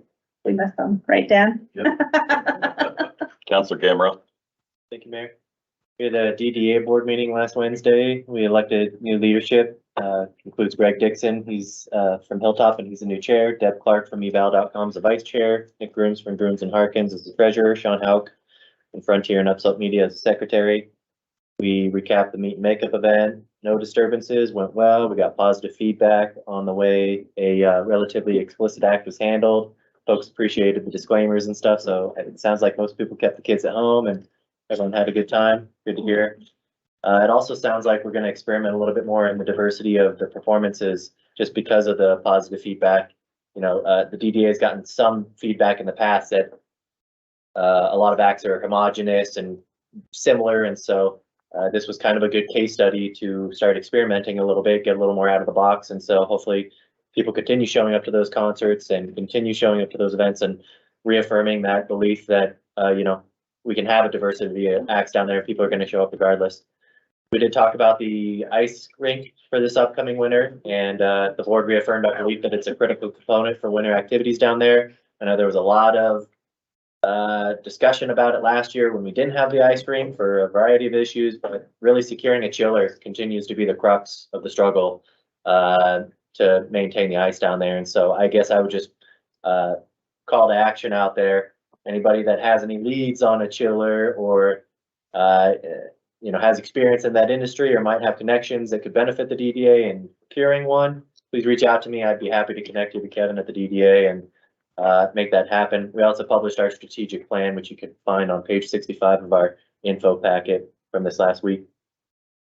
Before I leave the DDA, this is not a knock against Tony or Kirsten at all, who we just reappointed to the board, but the DDA received 0 submissions from the public after 2 postings in the Casper Star Tribune and an email newsletter to downtown owners, merchants, and subscribers. 0 people submitted to get on the board. And so I think that speaks in part to the exposure or the lack thereof we get from those paid postings in the Tribune. But I think it also speaks to the struggle that we have finding people to serve on these boards. And so I guess I would just ask if you know anyone that wants to help, to contribute. Maybe they don't want to commit to something like a 4-year term on council. I totally get it, especially after a night like tonight. But if they have a little bit of time, resources, ability, talent to give, DDA, Parks and Rec, otherwise, there's lots of opportunities to serve your community and contribute. And so I guess just keep your eyes and ears out. Anyone that you know that's interested, that wants to contribute, send them my way. I'd be happy to help fill a gap somewhere because there's plenty of them that we have out there. I wanted to congratulate Captain Travis Stewart, Craig Kidder at Casper Fire EMS for their 20 years of service to Casper. Thank you very much. So Chief, if you could pass that along. I saw some social media postings. Very thankful for those guys and everyone else spent so much time serving our community.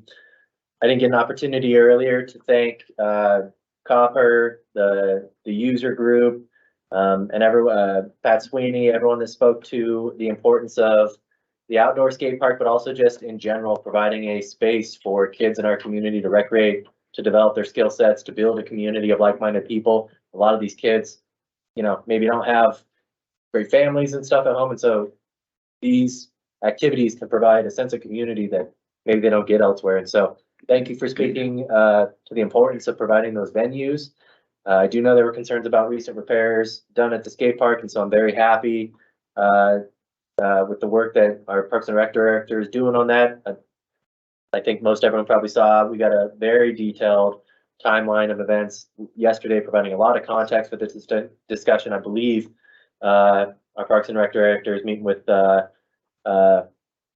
Rotary President Dan Odell and some other folks to find a remedy to the solution. So I'm very happy with the way things are going. You know, it's a shame that it happened and some of the ramifications it had, but I'm glad to hear that it's a, you know, something that we are focusing on, that we are trying to find that remedy. And so just very thankful for everyone involved in that. I think lastly, I just wanted to mention, Cheyenne City Council, you might have seen yesterday, passed a resolution to decriminalize cannabis and reform the Wyoming Controlled Substance Act. It's their belief that the state needs to give this more consideration, and I would agree, not only personally, but also just based on the observation of the last WAM conference that a resolution out of Jackson nearly passed, losing by only a single vote. I know this council recently discussed this as, you know, as recent as January, so it's very, very possible that nobody shifted in their opinions since we discussed it 6 months ago. But if you did vote no, I would just ask you to seriously reconsider. I would love to have a chat with you about this topic. I appreciate Cheyenne City Council passing this resolution, trying to keep this topic pushing forward and really elicit some meaningful action on the you know, in regards to the state legislature. And so I feel like Casper, if we were to support Cheyenne City Council's resolution, that would mean a lot on a statewide level. And so I would just ask folks to reconsider. I would love to talk about that again in the future, or again, have sidebar conversations with my colleagues that had voted no last time they came up for a vote. That's all I have. Thank you. Thank you. Councilor Bond? Thank you, Mayor. Just a couple of things. I also wanted to echo the shout out to Parks and Recreation Director Zulima Lopez for the information on the skate park that you provided and the thoroughness of that. I really appreciate that. It's very, very eye-opening. Just a couple things. I have a senior citizen board meeting coming up a week from Monday, and we're moving up the date of our monthly meeting or liaison meeting with the municipal court to late August, like the 28th. And we'll be meeting with and talking about the municipal judge evaluation process and so forth. So stay tuned for more there. And I think we have an update from the judge coming sometime in the next month or so, I believe. So I think that's it. Thank you. On that note too, Yes, sir. you all got the email that we have the new feed now available, I believe. You all got that? Okay, good. All right, thank you. Councilor Kathy? Go for three things, and I'll let you or Amber take over for the water board meeting we had earlier today. She's chomping to do it. Okay. Whatever, I'm gonna pass that off. But at the, what I thought was interesting was at the Chamber of Commerce meeting today from the airport. From 19 to 23, we are still down about 19%, 18.9 on ridership. However, from last year to this year, we are up 20.4%. So ridership is coming back at the airport. The other thing is the MRG that we were requested to come up with is basically there was enough left over from the quarters 1 and 2 that will cover what they're requesting for 3. So there will be no more funds needed anywhere for the MRG for 3 if they need it. So those are things that came out of that meeting. The other thing is, if everybody is in agreement, and I know I brought it up, I think back on first reading, I noticed Councilors Gamroth and Pacheco brought it up tonight, is that can we go ahead and get it put on a work session to get a resolution drafted to codify the 4-year surveys for the 1%? Because I think that was one of the things that. Hold on. I think that'll put the cart ahead of the horse. We have to wait and see if it passes first. Because if it doesn't, that's our prerequisite anyway. Very good, but yes. So we'll just wait. But that needs possibly future agenda items then. But yes, because that was something that I had made the statement, I know that that was the only way I would support this as well. Right. The other thing is, and I'll bring this up more to the city manager and to our infrastructure director. We need to get with YDOT because they control Outer Drive. And just south of the new Mexican restaurant, which was the old Village Inn, as you head south, just past, I think it's Gannett or Garnett Street, where it goes from asphalt to concrete. There is a hump there that just continues to get bigger and bigger. And if you hit that to a point with an unloaded dually pickup at 40 mile an hour, it will even try to make you roadblock. And YDOT needs to fix that. That is a hazard on our street. And I can't believe the YDOT plow drivers are happy with it in the wintertime. Miss Cindy, is that something you can look into for us? Actually, he spoke to me earlier today. Shad took me a bunch of pictures and I'm on it. Excellent. So I found out who Whiteout we need to talk to, so we're gonna go put some pressure on. Excellent. Thank you so much. And when we had our discussion, she said it wouldn't be bad to bring it up now to make sure it wound up on the manager's radar as well. Okay, very good. Otherwise, Well, I all knew he it was would do taken is- care of. All he would do is say, Miss Cindy, can you reach out? So consider it done. So thank you. Thank you both. Yeah. Anything else, sir? I think that's it. Okay, thank you. Oh, Go ahead. I want to apologize to the chief and the rest of the police department for missing the promotion ceremony on Friday. I got caught out of town on a job and didn't make it back in time. But I want to make sure that everybody knows that I fully support the police department and I am very proud of the officers and their promotions. So thank you very much. They are on my part, so I got you. Very good. Counselor Pollock. Thank you. This is the beginning of my week 3, which is, I know you've been waiting for bated breath for all of these, updates I have for you, but, so today will just be Economic Development Joint Powers Board, and I guess I drew the short straw and get regional water as well. So Economic Development Joint Powers Board, it was a pretty hefty agenda today, actually, and talked about a number of things that do intersect with, some things that have been relevant to us lately, so I'll take a little bit of time to discuss it.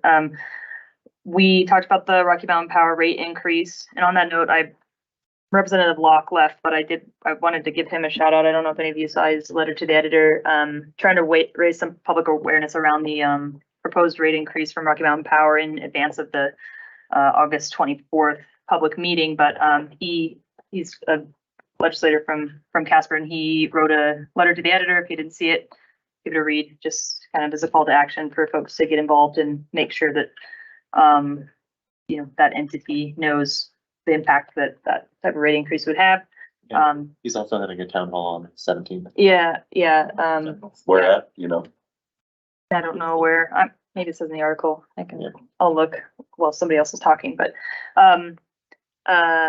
he stuck out before I could give him that shout out. But if you haven't read it, go take a look at that. We discussed the halo around Wild Sports Ranch, which came up, additionally, our master planning effort across the way there.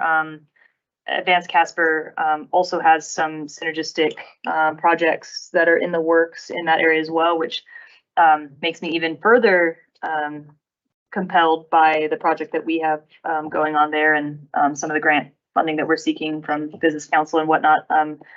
They've got some additional businesses interested in the area further north, I believe, and in addition to some other ideas that board is working through. So one thing that they are pursuing that may involve the city would be they're wanting to do a water and sewer study on Amico Road and like the surrounding areas.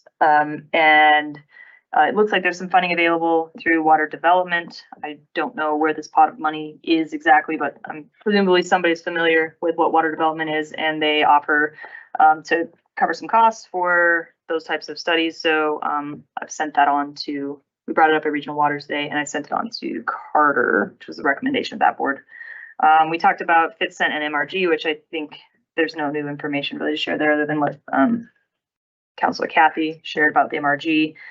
I think that's it for that. And then regional water was sort of business as usual. We did bring up the water development funding to that group. I don't actually remember much of what we talked about. So if there are any holes, you can fill them in. I'll pass the buck. But way to go. Yeah, it was the usual. We paid the bills. We approved the minutes.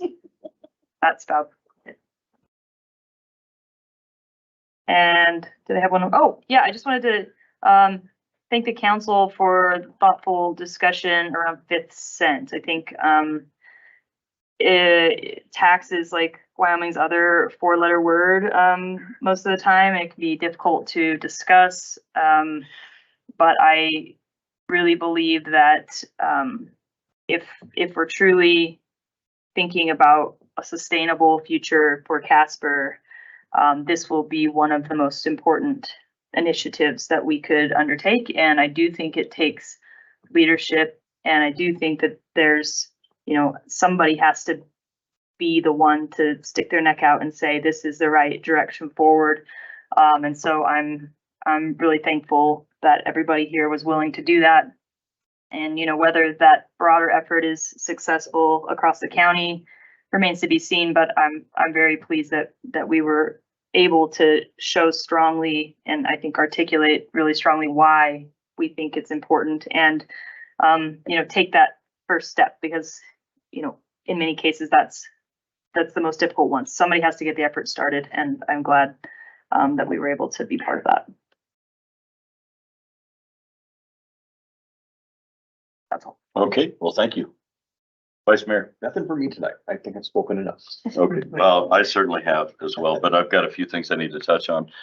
Friday night, I attended the police our officer promotion ceremony that Councilor Kathy spoke about. We honored Captain Jeremy Tremmel, Lieutenant Seth Wheeler, Sergeant Chris Henry, Sergeant Davis Romero, and Sergeant Michael Paschke. And the importance of those promotions are for the city of Casper is our new leadership that is working their way up through our department, and they are integral in taking the department where it needs to go under the leadership of our chief and his group. So to be there and to see them and their families and the tribute paid to their families. When our officers are promoted and are doing great things in our department and in our community, they have every one of them, their wives got to pin, well, one of them, their son did, the wife was there, but his son got to pin them, and to see that be such a family, that whole department is just so family oriented. And I can't tell you enough, we are the first department under Chief McFeeters in the state of Wyoming to receive CALIA accreditation. There are many departments that have tried to attain it, and we are the first in Wyoming to get it done. That is just goes to the tremendous leadership in our department. It goes to the direction of our department. And when we promote these young men up through the ranks in that department, they get to carry on what's going on in our Casper Police Department. And I can't say enough about our chief, the direction he's taken the department and our department itself. I'm just so proud to be even mentioned in a sentence with our Casper Police Department. It was such a great evening for those officers and their families. So kudos to those young men. I wanted to thank this council, not because we're all in agreement, just because of the passion, the leadership, the toughness it takes to do what we did with that 5th cent. I know you've all received the same emails I've received. I know you've received the same phone calls, and it is really difficult sometimes to stand up and do the right thing when it's not popular. I guess I would fight against the fact that it maybe wasn't popular tonight, but I think it's popular in our community. And I think that's been shown for 50 years. But to have to take that pulpit and take that step and do what it takes and know that it's the best thing for our community, I commend every one of you. I commend our legal department for the research they've done. Our staff, I mean, there's just so much that goes into it. So thank you all for having the fortitude to do what I feel is the right thing. I appreciate that from you. You know, one of the things was talked about tonight was, do you all have big hearts? We all do have big hearts, but more than that, we have bright minds on this council. Very smart, articulate people who attacked it, looked at it, you know, made the best decision for our community. And that's just such a good thing to see. And we even had a former counselor saying, I mean, I'm not going to put words in his mouth, but I think what he was saying was, I wish we would have had the gumption to do this back when I was on council 10 years ago. And here we are doing it. So I just commend all of you. So the Casper Airport was mentioned, and I did want to mention flying to Texas for the University of Wyoming Texas game in September. I did try to fly Casper. It was unaffordable. There's too many of us going. We're going to save almost $3,000 driving down there, getting a hotel room, flying out of Denver. Hate to do it, but you know, my budget's tight too. And when it's cheaper for that many of us to go down there, that's the way it is. I did give Casper a chance. I tried to fly out of here. It's just not feasible. So maybe if it was just me, it might have been, but anyway, we certainly tried. And I want to give kudos to Pete Maxwell at the Gaslight Social, who put on a tremendous concert series this year. Their last one was on Saturday night. They were all well attended. I don't think we had very many problems, if any, surrounding those, but those are great community events that were attended by thousands of people. And I know Pete, I've talked to him. I know those are money losing opportunities for him, but he continues to do them for our community. And I can't say enough about him and his wife and what they did for our community, just like the DDA did. Those concerts that they brought in this year, not all of them were of my musical taste, I will tell you, but I attended almost every one of them, and they were fun, and it's just an awesome community event to bring people together. So thank the DDA, thank the Gaslight for bringing those acts to our town. And I think that's all I have. So thank you all for your hard work and for attending. Those of you that came tonight, thank you. At this time, the next meeting of the Casper City Council will be a work session. Next Tuesday, August 22nd at 4:30 p.m. Regular council meeting will be held at 6 p.m. on September 5th, after the holiday. A notice of an executive session to take place at this date and during this time was given. We have a matter to discuss regarding litigation and personnel. Therefore, the chair would entertain a motion to adjourn into executive session at the conclusion of that executive session to reconvene this regular meeting solely for the purposes of adjournment of this regular meeting. Second. Moved by Councilor Engelbretson, seconded by Councilor Pollock and Jensen. There being a majority of councilors present, the motion to adjourn into an executive session has been moved and seconded. The motion requires a 2/3 majority of the council present. Any abstentions or nay votes? All voting aye? Aye. Please record the vote. Greater than 2/3 majority of the council present voted in favor of the motion. We are hereby adjourned into an executive session. We will take a 2-minute break for the room to clear. Anyone need to use the restroom, please do so, and we will